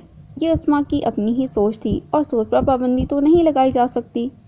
اندیکھے حسن کو محبت بھرا سلام، لڑکے نے موٹر سائیکل اس بار بالکل ساتھ کرتے ہوئے کہا اور آگے نکل گیا، لیکن اسی لمحہ عثمان کی آنکھیں اس کی آنکھوں سے چار ہوئیں۔ دل دھڑک کر سینے سے باہر آنے کی کوشش کر رہا تھا۔ یہ کیا کہہ گیا تھا؟ اسے زبان کیسے مل گئی؟ اس نے تو پچھلے 1 ماہ سے کبھی بھی عثمان سے کوئی بات نہ کی تھی، مگر آج اس کی جرأت اور کمال پھرتی نے عثمان کو ٹھہر جانے پر مجبور کر دیا تھا۔ سارے شکوے اور شبہات دور ہو گئے تھے۔ وہ اسی کے لیے آتا تھا، تبھی تو اس نے یہ فقرہ کہا تھا، کیونکہ اس نے کبھی بھی عثمان کو بے نقاب نہ دیکھا تھا۔ آج اس کے صبر کا پیمانہ لبریز ہو گیا تھا، جبھی تو وہ اپنے دل اور اپنی زبان کو قابو نہ رکھ سکا۔ اس کا ضبط جواب دے گیا۔ اس نے یوں ہی نہیں کہا تھا، اندیکھے حسن کو محبت بھرا سلام۔ واقعی وہ اگر عثمان کو دیکھ لیتا تو یقیناً وہیں اس کے قدموں پر ہی گر پڑتا۔ اس نے اس کی چال اور پتلی کمر اور جھیل سی گہری آنکھیں ہی دیکھی تھیں اور اس کا دیوانہ ہو گیا تھا۔ عثمان انہی سوچوں میں مگن گھر پہنچی تو ایک اور آفت اس کی منتظر تھی۔ اس نے جو ہی گھر میں قدم رکھا تو خالد ایک گلدستہ پکڑے دروازے کی طرف دیکھ رہا تھا، جیسے وہ اس کا منتظر ہو۔ اس نے آپی کو اندر آتے ہی وہ گلدستہ پکڑا دیا اور ساتھ میں ایک کاغذ بھی جو تہہ کیا ہوا تھا۔ یہ کہاں سے لائے ہو؟ عثمان نے گلدستہ اور کاغذ خالد کے ہاتھوں سے لیتے ہوئے پوچھا۔ مجھ سے کیا پوچھ رہی ہیں؟ خالد نے اپنی سمجھ اور معصومیت سے جواب دیا۔ یہ تو موٹر سائیکل والا دے کر گیا ہے، اس نے کہا ہے کہ اس کی بھتیجی تمہارے آپا کے پاس پڑھتی ہے اور وہ اس بار اس کی کوششوں سے فرسٹ پوزیشن بھی لے سکی ہے، بس اسی خوشی میں وہ شکریہ ادا کرنے آیا تھا۔ خالد یہ کہہ کر باہر نکلنے لگا تو عثمان نے آواز دی کہ وہ کھانا تو کھا لے۔ مجھے بھوک نہیں ہے، رات کو ہی اکٹھا کھا لیں گے۔ وہ یہ کہہ کر باہر نکل گیا۔ اس کی اتنی جرأت ہو گئی کہ وہ میرے گھر پھول بھیجے۔ عثمان نے گلدستے کی طرف دیکھتے ہوئے سوچا، میں کیوں رکھوں اسے؟ میں باہر پھینک دوں گی۔ وہ سمجھتا کیا ہے اپنے آپ کو؟ اور تو اور یہ کاغذ بھی، نہ جانے کیا الا بلا لکھی ہوگی اس میں۔ اس نے پھول اٹھا کر سامنے دیوار پر دے مارنے چاہے، لیکن یہ کیا، وہ ایسا نہ کر سکی تھی۔ پھول اس کے ہاتھ میں تھے، وہ بھلا ان کو کیوں پھینکے؟ ان سے تو پیار کیا جاتا ہے، محبت کی جاتی ہے، عقیدت کی جاتی ہے۔ نفرت ہی کرنی ہے تو اس کے بھیجنے والے سے کرنی ہوگی، پھولوں کا کیا قصور؟ وہ عجیب ششوپنج میں مبتلا ہو گئی تھی۔ وہ کبھی کاغذ کو دیکھتی جو تہہ شدہ تھا اور ابھی تک اس کے ہاتھ میں ہی پکڑا ہوا تھا۔ اس نے غور سے کاغذ کو دیکھا تو وہ ایک بچھو کی صورت میں اس کے ہاتھ پر رینگنے لگا۔ اس نے تڑپ کر اسے دور پھینک دیا، مگر یہ کیا، وہ زمین پر پڑا ہوا اسے ایک ایسا پھول نظر آ رہا تھا جس کی ہر ایک پنکھڑی اسے اپنی طرف متوجہ کر رہی تھی۔ اس نے ارد گرد ڈری اور سہمی ہوئی نظروں سے دیکھا، کوئی اس کی ان حرکات کو دیکھ تو نہیں رہا۔ اس نے فوراً جا کر باہر والا دروازہ بند کر دیا۔ اب وہ گھر میں اکیلی تھی، کاغذ اور پھول اس کے منتظر تھے۔ اسے چاروں طرف ایسا لگ رہا تھا کہ جیسے اس لڑکے کی آنکھیں اسے دیکھ رہی ہوں۔ اس نے ڈرتے ڈرتے کاغذ اٹھایا اور کھولنا شروع کیا۔ لرزتے ہاتھوں اور کانپتے دل کے ساتھ کاغذ کھول کر اس کے سامنے کیا۔ اندیکھے حسن کو محبت بھرا سلام۔ اس گستاخی اور غلطی کی معافی چاہتا ہوں۔ مجھے یقین ہے کہ میری یہ حرکت آپ کو ناگوار ضرور گزری ہوگی، لیکن میری مجبوری کو مد نظر رکھتے ہوئے اس پہلی غلطی کو ضرور معاف کر دیں، کیونکہ اس کے سوا کوئی چارہ نہ تھا اور آپ کو متوجہ کرنے کا کوئی بہانہ بھی نہ تھا۔ میرے پھول اگر کل باہر پڑے ہوئے تو میں وعدہ کرتا ہوں کہ آئندہ کبھی بھی آپ کو پریشان نہ کروں گا۔ اگر پھول مجھے باہر پڑے ہوئے نہ ملے تو تیرا ساتھ ہو جو کبھی چاندنی رات میں، پھر کیوں نہ بکھریں جلوے اس کائنات میں، شب و روز عروج ملے تجھے اس دور میں، کہ ذکر تیرا ہی ہو زمانے کی ہر بات میں۔ تیرا ساتھ ہونا گھبراؤں گردش دوراں سے، کہ پوشیدہ ہو جیت میری ہر مات سے۔ بکھری زلفیں جو تیری دیکھیں تو خیال آیا، چاند پہ قابض ہو ناگن جیسے سیاہ رات میں۔ محفل کیوں جھوم اٹھی تو نے سوچا ہی نہیں، تیری بات چھڑ گئی تھی بات ہی بات میں۔ بہک جائیں فرشتے بھی جو حسن تیرا دیکھ لیں، خدا کمی تو رکھتا تیری ذات میں۔ سنا ہے بہت مہربان صیاد ہے تو، یہی دیکھنے آن پھنسے ہیں تیری گھات میں۔ اندیکھے حسن کی خدمت میں میرا محبت بھرا سلام، فقط اندیکھے حسن کا منتظر۔ میں بات کر چکا ہوں، آپ آج شام ہی ان سے مل سکتے ہیں، ڈاکٹر شارق نے جانی سے کہا۔ وہ اس وقت اس کلینک میں موجود تھا۔ تیسری مرتبہ آنے پر ڈاکٹر شارق نے پلہ پکڑ لیا تھا۔ وہ بھی بڑا کایا تھا۔ جانی نے اپنی کروڑوں کی جائیداد بتائی تھی، غفران کی طرف سے اسے فل ہینڈ فری مل گیا تھا۔ وہ بابا جی کی اصلیت معلوم کرنے کے لیے تہ خانے میں پڑی ہوئی دولت میں سے بہت کچھ خرچ کر سکتا تھا۔ ویسے بھی ایسی کمائی کون سی گن کر رکھی جاتی ہے؟ جانی نے کئی مرتبہ خواہ مخواہ سے جیب سے دوائیوں والی پرچی نکالنے کے لیے ہاتھ مارا تو کافی سارے نوٹ اس کے ساتھ بھی باہر آ جاتے تھے، جو ڈاکٹر شارق کو پھانسنے کے لیے کافی تھے۔ پھر بھی اس نے جانی کے متعلق تسلی کرنے کے لیے 2-4 آدمی پیچھے بھیجے، لیکن نتیجہ کچھ بھی نہ نکلا، کیونکہ علم ہونے پر جانی ان کو غصہ دے کر نکل جاتا تھا۔ اب ڈاکٹر شارق نے اس کے دل کی بات کہتی تھی۔ وہ آج شام ہی بابا جی سے ملنا چاہتا تھا، کیونکہ بقول ڈاکٹر اس نے بابا جی سے بہت مشکل سے وقت لیا ہوا تھا۔ اس کے لیے اسے شیخ عمر حیات کی کوٹھی پر جانا تھا۔ جانی اور غفران کی ملاقات کو تقریباً 10 روز ہو گئے تھے۔ اب وہ کچھ نہ کچھ کرنے کے بعد ہی غفران سے ملنا چاہتا تھا، لیکن اس کی ملاقات جلد ہی اس سے ہونے والی تھی۔ وہ ڈاکٹر کا شکریہ ادا کرنے کے بعد اس کی کلینک سے نکلا اور بظاہر ڈاکٹر کو سمجھائے ہوئے ایڈریس پر جانے کے لیے چند قدم پیدل چلتا رہا۔ اپنی گاڑی تو اس کے پاس تھی ہی نہیں۔ اگر وہ وہیں سے ٹیکسی میں بیٹھتا تو ڈاکٹر کو شک ہو جانا تھا۔ وہ کسی بھی بات کا رسک نہ لینا چاہتا تھا۔ چوک میں آ کر وہ گاڑیوں کی پارکنگ کی طرف بڑھ گیا۔ وہ احتیاط برت رہا تھا کہ اگر کہیں بھی ڈاکٹر کے جاسوس اسے چیک کر رہے ہوں تو انہیں یہی معلوم ہو کہ وہ پارکنگ ایریا سے اپنی گاڑی لینے جا رہا ہے۔ لیکن وہ سڑک کراس کر کے دوسری طرف سے آنے والی ٹیکسی میں اس پھرتی سے بیٹھا کہ ڈرائیور کے ساتھ ساتھ خود بھی حیران ہو گیا۔ ڈاکٹر شارق نے بابا جی سے تمام بات کر لی تھی۔ بابا جی نے بھی شیخ کی کوٹھی کے لان میں کرسی پر بیٹھے ہوئے نئی اسامی کا انتظار کیا تھا۔ اسے ایک محفوظ جگہ مل گئی تھی جہاں بیٹھ کر وہ اپنی دکانداری چمکا سکتا تھا۔ شیخ عمر حیات اور اس کی فیملی ہاتھ باندھ کر بابا جی کے سامنے گھاس پر ہی بیٹھے ہوئے تھے، جبکہ غفران پورچ میں گارڈ کے ساتھ باتوں میں مصروف تھا۔ جانی کو گیٹ سے اندر داخل ہوتا دیکھ کر غفران حیرت و استعجاب کے سمندر میں غوطے کھانے لگا، لیکن اس کی حیرت ایک بار پھر دو چند ہو گئی جب جانی نے اس کی طرف دیکھ کر منہ دوسری طرف کر لیا۔ جانی جب بابا جی کی طرف بڑھتا گیا تو غفران نے سکون کی سانس لی، کیونکہ وہ جانی کو سمجھ نہ سکا تھا، جبکہ جانی نے اس سے کوئی بھی تعلق ظاہر نہ کر کے اس پر ثابت کر دیا تھا کہ وہ ایک اچھا اور مستعد جاسوس ہے۔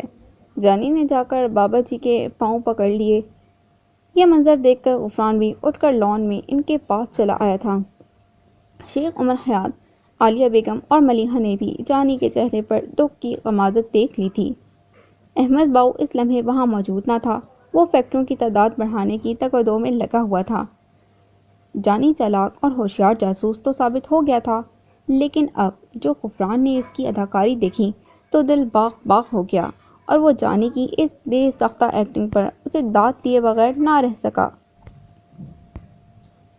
منظر کچھ یوں تھا کہ جانی بابا جی کے قدموں میں پڑا زاروں زار رو رہا تھا، جبکہ بابا جی اس کی پشت دبا رہے تھے۔ جب اس کا جی ہلکا ہو گیا اور اس نے قدموں سے سر اٹھایا تو بابا جی نے اسے اپنے سامنے بیٹھنے کا اشارہ کیا۔ وہ بھی شیخ صاحب کی طرح دو زانوں بیٹھ گیا۔ اس نے بھی ہاتھ باندھ لیے۔ بابا جی اس کی طرف متوجہ تھے۔ وہ نئی آسامی آنے پر دل ہی دل میں خوش ہو رہے تھے۔ میں یہ تو نہیں کہوں گا کہ تم میرے پاس کس لیے آئے ہو، بابا جی نے جانی کی طرف مخاطب ہوتے ہوئے کہا۔ گفتگو کا لیکن اتنا ضرور پوچھوں گا کہ جس تکلیف اور پریشانی نے تمہیں یہاں آنے پر مجبور کیا ہے، اس کا تھوڑا حال تو بیان کرو تاکہ میں اس کی کاٹ کر سکوں۔ اسی اثناء میں جانی ملازم کے لیے مشروب لے کر آیا۔ اس نے بابا جی کے اشارے پر شربت کے گلاس کو حلق سے نیچے اتارا تو کافی سکون محسوس ہوا۔ غفران نے دیکھا کہ اس کی آنکھیں رونے کی وجہ سے سوج گئی تھیں۔ وہ بابا جی کے قدموں کو ہاتھ سے پکڑ کر دبانے لگا اور ساتھ ہی ساتھ اپنی تباہی کی داستان بھی شروع کر دی، جو کہ غفران ہی جانتا تھا کہ یہ سراسر جھوٹی ہے، لیکن جانے کی بار بار رونے کی اداکاری نے اس جھوٹ کو حقیقت کا روپ دے دیا۔ بابا جی اور عالیہ بیگم تو کافی متاثر دکھائی دے رہے تھے۔ وہ کسی کردار کی ٹانگ پکڑ لیتا اور کسی کا بازو۔ اس کے گھر میں آصف اور جنات کا بسیرا بھی تھا۔ وہ کروڑوں کا مالک ہونے کے باوجود بھی اکیلا اور تنہا محسوس کرتا تھا۔ ملیحہ اس کہانی کے مرکزی کردار کو غور سے دیکھ رہی تھی، جبکہ عمر حیات کو اس بات کا فخر ہو رہا تھا کہ اس شخص کے دکھ درد کرنے والی عظیم ہستی اس وقت اس کے غریب خانے پر موجود تھی۔ اس طرح اس کی مزید پبلسٹی ہونے والی تھی اور وہ خود کو اگلے الیکشن میں واضح برتری سے فاتح ہوتا دیکھ رہا تھا۔ وہ ڈاکٹر شارق اور اس لڑکی کا ممنوع تھا جنہوں نے بابا جی جیسی عظیم شخصیت سے ان کا رابطہ کروایا تھا۔ جانی کا رونا دھونا ختم ہوا تو بابا جی نے اپنی جیب سے ایک تعویذ نکال کر جانی کی طرف بڑھا دیا۔ اسے اپنی جیب میں رکھ لو، انہوں نے جانی سے کہا تو اس نے وہ تعویذ ان کے ہاتھ سے لے لیا۔ اس تعویذ کو اپنے گھر کی دہلیز پر رکھ کر 7 مرتبہ اس پر جوتیاں مارنی ہیں۔ جی بہتر، جانی نے سعادت مندی سے جواب دیا۔ اس کے بعد پھر اس تعویذ کو جلا دینا، پھر اس کی راکھ کسی گندی جگہ پر بہا دینا۔ ایسا کئی مرتبہ کرنا پڑے گا۔ تمام آصف اور جنات تمہارے گھر سے دفع ہو جائیں گے۔ بابا جی نے اپنی جیب سے سپاری نکال کر پیکٹ کھولا۔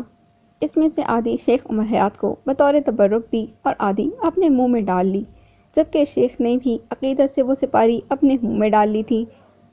جانی نے اپنی جیب سے نوٹوں کی گڈی نکال کر بابا جی کو نذرانے کے طور پر پیش کی تو انہوں نے شکریہ کے ساتھ لوٹا دی۔ ہمیں روپے پیسے کی طلب نہیں ہے، اس طرح روپیہ پیسہ لینے سے کام میں برکت نہیں رہتی۔ جانی بھی بضد تھا۔ نہیں جی، یہ تو حقیر سی رقم ہے، یہ کوئی کام کا ہدیہ تھوڑی ہے، اس کام کا تو میں احسان نہیں اتار سکتا، بس آپ مجھے اپنی غلامی میں لے لیں۔ اس نے نوٹ بابا جی کو پکڑا دیے تھے۔ ہم تمہارے گھر ایک چکر لگانا چاہتے ہیں۔ بابا جی کے منہ سے یہ الفاظ سنتے ہی جانی کے پیروں تلے سے زمین کھسکنا شروع ہو گئی، جبکہ اسے آسمان سر پر آتا ہوا محسوس ہو رہا تھا۔ پھر بھی اس نے اپنی دگرگوں ہوتی ہوئی حالت کو سنبھالا۔ میں گستاخ کہاں اور میرا غریب خانہ کہاں حضور کے قابل۔ وہ ایک بار پھر مسکین بن گیا۔ میں اس کی صفائی ستھرائی کروا دوں گا، پھر سرکار صاحب جب جی چاہیں تشریف لے آئیں۔ ٹھیک ہے، ابھی ہمیں بھی بہت سے کام کرنے ہیں۔ بابا جی نے اپنا ہاتھ جانی کی طرف بڑھایا تو جانی نے بڑھ کر ان کے دونوں ہاتھوں کو چوم لیا۔ اب اجازت ہے تمہیں۔ جانی نے اٹھتے ہی تمام حاضرین کی طرف دیکھا تو ملیحہ سے آنکھیں چار ہو گئیں، جبکہ عالیہ بیگم کے کھلے ہوئے گریبان سے چھلکتی ہوئی جوانی کی ایک جھلک بھی اس نے دیکھ لی تھی، اور شیخ صاحب کی بغیرت بن کر دو زانوں بیٹھے رہنے والی تصویر اس کی آنکھوں میں ٹھہر گئی تھی۔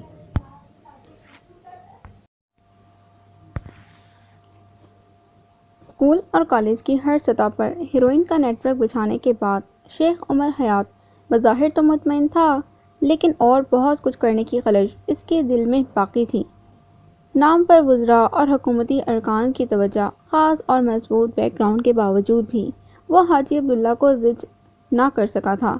وہ دونوں ایک ہی حلقہ سے الیکشن لڑتے تھے، دونوں کو سپورٹ بھی اچھی خاصی تھی، لیکن حاجی عبداللہ کے نظریاتی ووٹر بہت زیادہ تھے۔ شیخ عمر حیات اپنے حلقے کی ناپسندیدہ ہستی تھی، کیونکہ وہ کبھی کسی غریب کی دادرسی کے لیے نہیں پہنچا تھا، بلکہ وہ نفرت سے انہیں دھتکار دیتا تھا، جبکہ حاجی عبداللہ اس سے قطعی مختلف طبیعت کے درویش طبع آدمی تھے۔ وہ غریبوں کے دکھ سے دکھی ہو جاتے اور ہر ممکن ان کی مدد کرتے تھے۔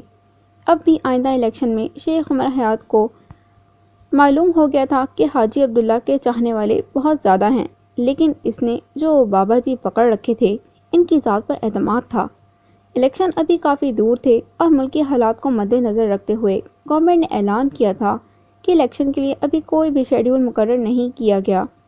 کوئی بھی پلاننگ طے کرنے کے بعد عوام اور امیدواران کو بذریعہ اخبار اور الیکٹرانک میڈیا الیکشن سے 3 ماہ قبل مطلع کر دیا جائے گا۔ شیخ اس وقت اپنے خفیہ سٹور میں تمام مال سمیت موجود تھا۔ غفران بھی بدستور اس کے ساتھ جڑا ہوا تھا۔ زہریلے پاؤڈر کی مخصوص طریقے سے ٹراؤزرز اور اپرز میں پیکنگ ہو رہی تھی۔ شیخ نے چند ایک پیک شدہ بنڈل دیکھے اور اطمینان کا اظہار کیا۔ وہ ایک طرف بنے ہوئے کیبن میں چلا گیا۔ تھوڑی دیر بعد غفران کو بلوایا۔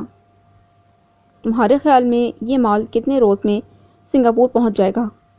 شیخ نے اسے اپنے سامنے کرسی پر بیٹھنے کا اشارہ کرتے ہوئے کہا، جبکہ تم بتا رہے ہو کہ پارٹی بھی کوئی نہیں ہے، کسی قسم کا رسک تو نہیں ہے؟ شیخ صاحب، یہ پارٹی میں نے نہیں پھنسائی ہے، غفران شیخ کی آنکھوں میں آنکھیں ڈال کر بولا، بلکہ آپ کے پیر بھائی ڈاکٹر شارق نے ان سے کوئی لمبی ڈیل کی ہے، جبکہ آپ کے بابا جی کو بھی اس بات کا علم ہو چکا ہے کہ آپ منشیات کا دھندا بھی کرتے ہیں۔ شارق ڈاکٹر کو تو کافی پہلے ہی علم تھا۔ شیخ کے چہرے پر تھوڑی سی پریشانی نمایاں ہوئی تھی۔ بابا جی کو علم نہیں ہونا چاہیے تھا، وہ اللہ والے ہیں، میرے بارے میں کیا سوچیں گے؟ معاف کرنا شیخ صاحب، غفران تھوڑا سا آگے جھکتے ہوئے بولا، مجھے تو یہ بابا جی بھی کوئی فراڈ سی۔ غفران، اگر بابا جی کے متعلق کوئی غلط لفظ بھی زبان سے نکالا تو جانتے ہو نا کہ تمہاری زبان اردی سے کھینچ لوں گا۔ شیخ عمر حیات نے غفران کی بات درمیان میں ہی کاٹ دی تھی۔ تمہیں شرم آنی چاہیے۔ شیخ اپنے غصے کو کنٹرول کرنے کی کوشش کر رہا تھا۔ ایسے توہین آمیز الزام لگاتے ہوئے تمہارا دل ذرا نہیں کانپا؟ آپ کو پتہ ہے شیخ صاحب کہ غفران جو کچھ دیکھتا ہے وہی کچھ بولتا ہے۔ غفران بھی اپنے غصے پر ضبط نہ رکھ سکا تھا۔ وہ آج کھل جانا چاہتا تھا، لیکن اس کی جاہلیت اور تعلیم کی کمی نے موقع اچھا نہ چنا تھا۔ ابھی اس کے پاس کوئی ثبوت نہ تھا جس سے وہ یہ ثابت کر سکتا کہ بابا جی ایک ڈھکوسلا ہے، ایک فراڈ اور دھوکہ ہے۔ اپنے تجربے اور سچ کو اپنے پاس ہی رکھو۔ شیخ کا پارا ایک بار پھر چڑھ گیا تھا۔ روٹی کا جو ٹکڑا اپنے منہ میں ٹھونستے ہو یہ سب میری بدولت ہے، اور یہ سب مجھے کسی کے باپ نے نہیں دیا، سب کچھ ان بابا جی کے توسط سے ملا ہے۔ آپ غلط کہہ رہے ہیں، یہ سب خدا کی عطا ہوتی ہے، وہ کسی کو غلط راہ پر مجبور نہیں کرتا۔ اس نے بشر کے لیے دونوں ہی راستے بڑے صاف اور واضح الفاظ میں بیان کر دیے ہیں، اب اچھے اور برے راستے کی تمیز بشر نے خود کرنی ہے۔ غفران کو نہ جانے کہاں سے اتنا حوصلہ آ گیا تھا کہ وہ آج نیکی کی تبلیغ کرنے لگ گیا تھا، مگر اس کی یہ بات عمر حیات کو انتہائی ناگوار گزری تھی۔ غفران، وہ بڑا ضبط کر کے بولا تھا، میں کہتا ہوں خاموش ہو جاؤ۔ اگر تمہیں آج یہاں سے نکال دوں تو پتہ ہے کیا ہوگا؟ اس روٹی کے ایک ٹکڑے کی خاطر تمہیں کتے کی طرح دم ہلانی پڑے گی۔ در در جا کر، ہر ایک کی چوکھٹ پر جا کر ایک ایک نوالے کو ترسو گے، پھر میں دیکھوں گا کہ تمہاری اور تمہارے نیک ارادوں کی استقامت کہاں تک تمہارا ساتھ دیتی ہے۔ ایک در بند تو 100 در کھلا۔ غفران بھی اس گناہ آلود زندگی سے اکتایا ہوا لگ رہا تھا، لیکن وہ اپنی اس جرأت پر بھی حیران تھا، کیونکہ اس نے کبھی بھی شیخ کے سامنے آنکھ اٹھا کر بات نہ کی تھی۔ یوں لگتا تھا کہ کوئی نادیدہ قوت اس کے دل و دماغ پر حاوی ہو گئی ہے۔ اس کی زبان اس کے قابو میں نہیں لگ رہی تھی۔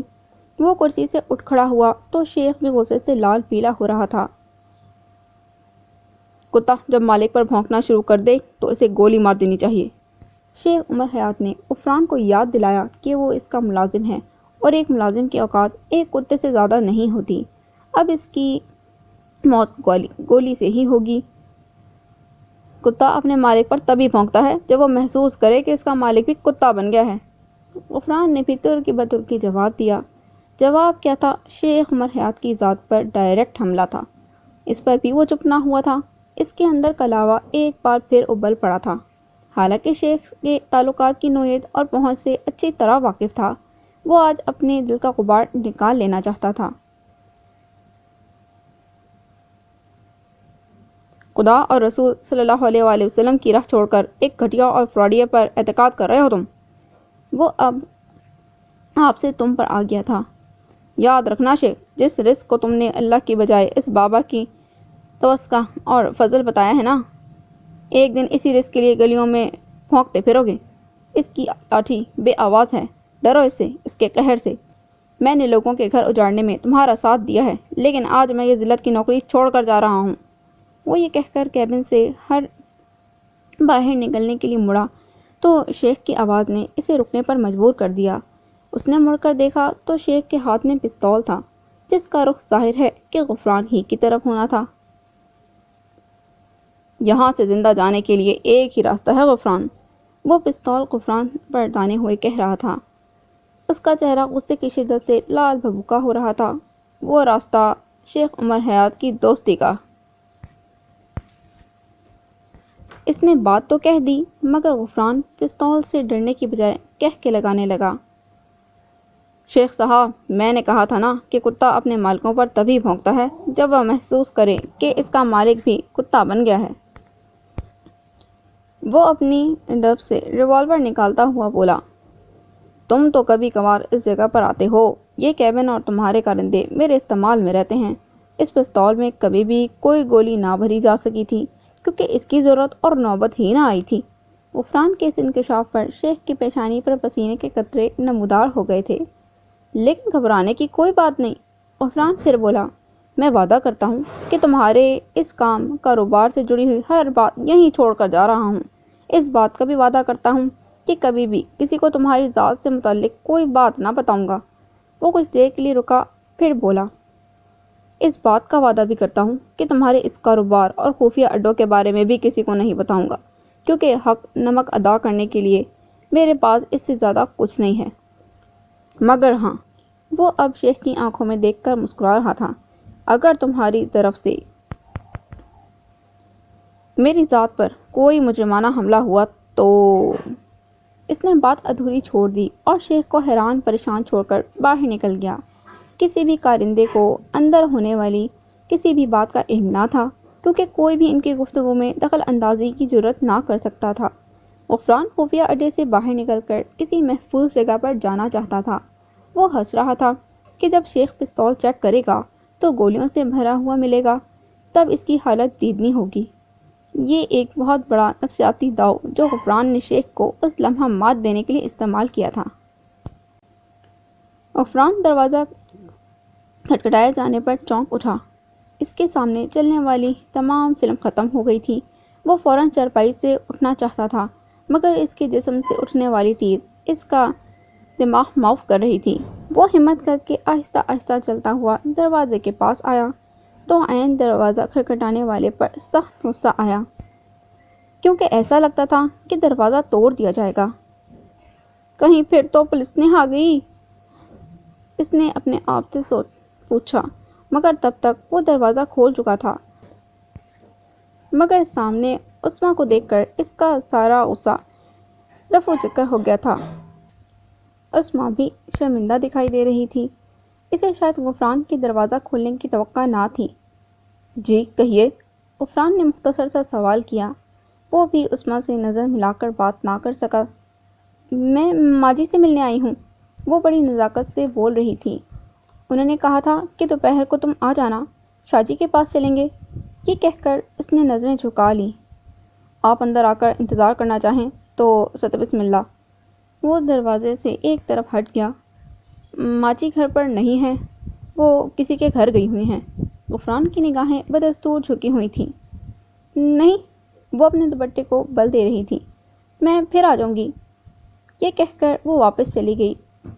غفران اس کی گرد راہی دیکھتا رہ گیا۔ وہ واپس چارپائی پر آ کر لیٹ گیا۔ اس نے جانی کے پاس جانے کا پروگرام بنا لیا تھا۔ وہ ماجی کے آنے سے پہلے ہی نکل جانا چاہتا تھا، مگر چوٹوں کی شدت نے اسے لیٹے رہنے پر مجبور کر دیا۔ شیخ عمر حیات کی کوئی بھی کاٹن فیکٹری نہ تھی۔ اس نے محض ایک گھٹیا چال چل کر غفران کو پٹوایا تھا۔ تھانے دار اشرف چاولہ بھی کسی نئے اور پہلے ہی کسی کیس سے ترقی کرنا چاہتا تھا۔ وہ یقیناً شیخ کی خصوصی تعلقات کی بنا پر یہاں ٹرانسفر کروایا گیا تھا، کیونکہ تھانوں کا پرانا تمام عملہ غفران سے اچھی طرح واقف تھا۔ شیخ عمر حیات، تجھے اب سبق سکھانا پڑے گا۔ میں نے کہا تھا کہ میری آزادی میں رکاوٹ مت بننا۔ میں بھی گھر کا بھیدی ہوں، دیکھ تجھے اب سڑکوں پر خاک چھاننے کے لیے کیسے مجبور کرتا ہوں۔ تم نے غفران کو صرف اپنی انگلیوں پر ہی نچایا ہے، اب غفران کیا کرتا ہے تم دیکھنا۔ وہ خود ہی بڑبڑا رہا تھا، جانی بیچارے کو تو علم بھی نہ ہوگا کہ وہ ایک رات حوالات میں اور پرتشدد ماحول میں گزار کر آیا ہے۔ اسے اتنا یقین تھا کہ شیخ عمر حیات اسے قتل نہیں کروا سکتا تھا، کیونکہ اس کے کافی راز غفران کے پاس تھے اور غفران نے ان رازوں کی بدولت ہی شیخ عمر حیات کو قابو کرنے کا پروگرام بنایا تھا۔ پھولوں کو پسند کرنے اور باہر نہ پھینکنے کا بہت بہت شکریہ، اس نے آج پھر موٹر سائیکل عثمان کے اتنے قریب کرتے ہوئے کہا تو عثمان کا دل دھڑک کر رہ گیا۔ وہ وہیں کھڑی رہ گئی جبکہ وہ کبھی کا جا چکا تھا۔ اسے سمجھ نہ آ رہی تھی کہ وہ کیا کرے، اپنی سوچوں کا بھاری بوجھ اٹھائے وہ گھر تک پہنچ گئی تھی۔ خالد اس کا منتظر تھا۔ آج بھی خالد نے کھانا نہ کھایا تھا۔ عثمان کو تو کچھ تشویش ہوئی، لیکن خالد باہر جا چکا تھا۔ کئی دنوں سے خالد کی عادت بدل گئی تھی کہ وہ دوپہر کا کھانا نہیں کھاتا تھا۔ گھر کا سودا سلف ختم ہونے کو آیا تھا۔ عثمان کو کل ہی تنخواہ ملی تھی۔ اس نے سوچا کہ ماہانہ راشن لے آنا چاہیے۔ جب اس نے الماری کھول کر اس میں سے پیسے گنے تو پیسے کم تھے۔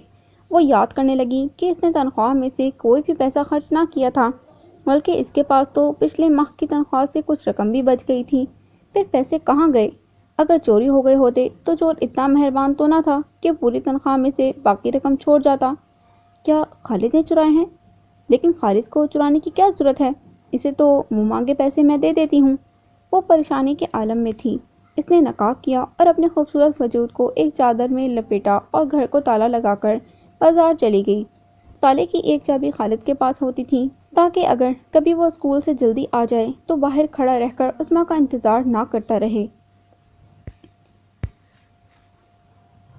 عثمان بازار سے ایک دکاندار سے گھریلو ضروریات کی اشیاء خرید چکی تو اپنا تھیلا اٹھا کر واپس مڑی۔ ابھی وہ بازار کے چوک میں ہی پہنچی تھی کہ 3 موٹر سائیکل سواروں نے اسے گھیر لیا۔ وہ تعداد میں 5 تھے۔ ان کے پاس 3 موٹر سائیکلیں تھیں جو کہ بھاری بھرکم انجن کی بدولت کافی شور مچا رہی تھیں۔ عثمان نے ان سے کترا کر گزرنا چاہا تو ایک نے اس کی کلائی پکڑ کر کھینچ لی۔ جھٹکا اتنا شدید تھا کہ عثمان کے ہاتھ سے تھیلی دور جا پڑی، جبکہ کئی ایک راہگیروں نے انہیں شرم دلانے کی کوشش کی تو انہوں نے ان کی بھی پٹائی کر دی، بلکہ ریوالور نکال کر 2 نے تو ہوائی فائرنگ کر دی جس سے بازار کا ماحول سنسان ہو گیا۔ وہ اب موٹر سائیکلوں سے اتر آئے تھے، عثمان کے ارد گرد چکر لگا رہے تھے۔ وہ بیچاری معصوم ہرنی کی طرح اپنے ارد گرد گھومنے والے خون خوار بھیڑیوں کو دیکھ رہی تھی۔ ایک نے ہاتھ پکڑ کر اسے اپنی طرف کھینچا تو دوسرے نے اس کے بھرپور مزاحمت کے جواب میں اس کا نقاب کھینچ لیا۔ وہ چیخنے چلانے لگی مگر اسلحے کے سامنے سبھی بے بس نظر آ رہے تھے۔ ان میں سے ایک بھاری بھرکم وجود کا مالک تھا۔ اس نے اس نازک خوفزدہ ہرنی کو کھینچ کر اپنے سینے سے لگایا تھا۔ وہ بلند آواز میں کہہ کے لگا رہے تھے۔ عثمان ان کے گھیرے میں پھنس چکی تھی۔ اس کی آنکھوں سے آنسو برسات کے مانند رواں تھے۔ وہ ان کے سامنے گڑگڑانے لگی، منتیں واسطے دینے لگی، لیکن وہ خون خوار درندوں کا روپ دھار چکے تھے۔ میرے خدا، تجھے اس قرآن کا واسطہ میری لاج رکھنا، جو قرآن تو نے میرے سینے میں محفوظ کیا ہے، میری آبرو کی حفاظت فرما۔ اس کی آواز عرش سے جا ٹکرائی تھی۔ اللہ پاک کی رحمت جوش میں آ گئی تھی۔ پتہ نہیں کہاں سے ایک فرشتہ آیا۔ اس نے بھاری بھرکم گنڈے کو ایک ہاتھ سے پکڑ کر زوردار جھٹکا دیا تو اس کا بازو کندھے سے اکھڑ گیا۔ وہ شدید درد سے بے ہوش ہو گیا۔ اس کے باقی ساتھیوں نے نوارد پر حملہ کر دیا مگر ایک ایک گھونسا ان سب کے لیے کافی تھا۔ کسی کا جبڑا ٹوٹ گیا، کسی کی ناک اور کسی کی آنکھ پھوٹ گئی۔ وہ پانچوں ہی بازار کے بیچوں بیچ پڑے ہوئے تڑپ رہے تھے۔ کوئی ان کی فریاد سن کر ان کے پاس آنے کی جرات نہ کر رہا تھا۔ نوارد نے آگے بڑھ کر عثمان کو اس کا تھیلا پکڑایا اور اس کے سر پر پیار سے ہاتھ پھیرا تو اس نے نگاہیں اٹھا کر نوارد کی طرف دیکھا تو حیران رہ گئی، کیونکہ وہ اس چہرے کو کبھی بھی نہ بھول سکتی تھی۔ وہ اسماعیل تھا، شاہ جی کا خاص مرید اور ان کا خدمت کار۔ وہ یقیناً عثمان کے لیے رحمت خداوندی کے فرشتے کا روپ تھا۔ اس نے چادر سے اچھی طرح عثمان کو ڈھانپ دیا۔ پانچوں گنڈے بے ہوش پڑے تھے۔ اسماعیل نے مجمع کی طرف دیکھا جو ہونک بنے اس کی طرف دیکھ رہے تھے۔ وہ اس کی طاقت کا اندازہ کرنے کی کوشش کر رہے تھے، جبکہ عثمیٰ کی آنکھیں آنسوؤں سے بھری ہوئی تھیں۔ اسماعیل نے بھی ایک کپڑے کا تھیلا پکڑا ہوا تھا جس میں سبزی وغیرہ تھی۔ غالباً وہ بھی شاجی کے لیے ضروریات زندگی خریدنے کے لیے نکلا ہوا تھا۔ رب کریم نے اسے ایک وسیلہ بنا کر بھیجا تھا۔ عثمیٰ کی عزت بچ گئی تھی۔ اس نے عثمیٰ کو گھر چلنے کے لیے کہا۔ وہ ہچکچاہٹ کا شکار لگتی تھی۔ اسماعیل سمجھ گیا کہ اس کے ذہن میں خوف بیٹھ گیا ہے۔ وہ اس کے تذبذب کے عالم کو جانتے ہوئے اس کے آگے آگے چل پڑا۔ اس نے مڑ کر دیکھا تو عثمیٰ بھی اس کے پیچھے پیچھے چلی آ رہی تھی۔ اسماعیل نے اسے اس کے گھر تک چھوڑا تھا۔ وہ دروازہ کھول کر اسماعیل کو اندر آنے کا کہہ رہی تھی۔ آپ نے میری عزت بچائی۔ وہ اتنا ہی کہہ پائی تھی کہ اسماعیل بول پڑا۔ اللہ تعالیٰ کا فرمان ہے کہ اس نے اس مقدس کتاب کی حفاظت اپنے ذمے لی ہے۔ چند صفحات اور سیاہی سے مزین ایک خوبصورت کتاب کی حفاظت اگر وہ کرتا ہے تو اس کو کیسے رسوا ہوتے دیکھتا جس نے اس کی روشن اور پاکیزہ کتاب کو حفاظت اور محبت سے اپنے سینے میں محفوظ کیا ہے۔ وہ جانے کے لیے مڑا تھا۔ عثمیٰ اس کو جاتے ہوئے دیکھتی رہی۔ وہ واپس پلٹ کر صحن میں داخل ہوئی تو خالد کو اندر سوتے ہوئے پایا۔ اس نے جلدی جلدی وضو کیا اور قرآن کریم کو سینے سے لگا کر کتنی ہی دیر اسے عقیدت سے چومتی رہی۔ اس مقدس کتاب اور اس کے خالق نے آج اس کی لاج رکھ لی تھی، اسے سارے بازار رسوا ہونے سے بچا لیا تھا۔ اس کا چہرہ ایک بار پھر اس کے پاکیزہ آنسوؤں سے وضو کرنے لگا تھا۔ وہ نہ جانے کب تک ہچکیاں لے کر روتی رہی۔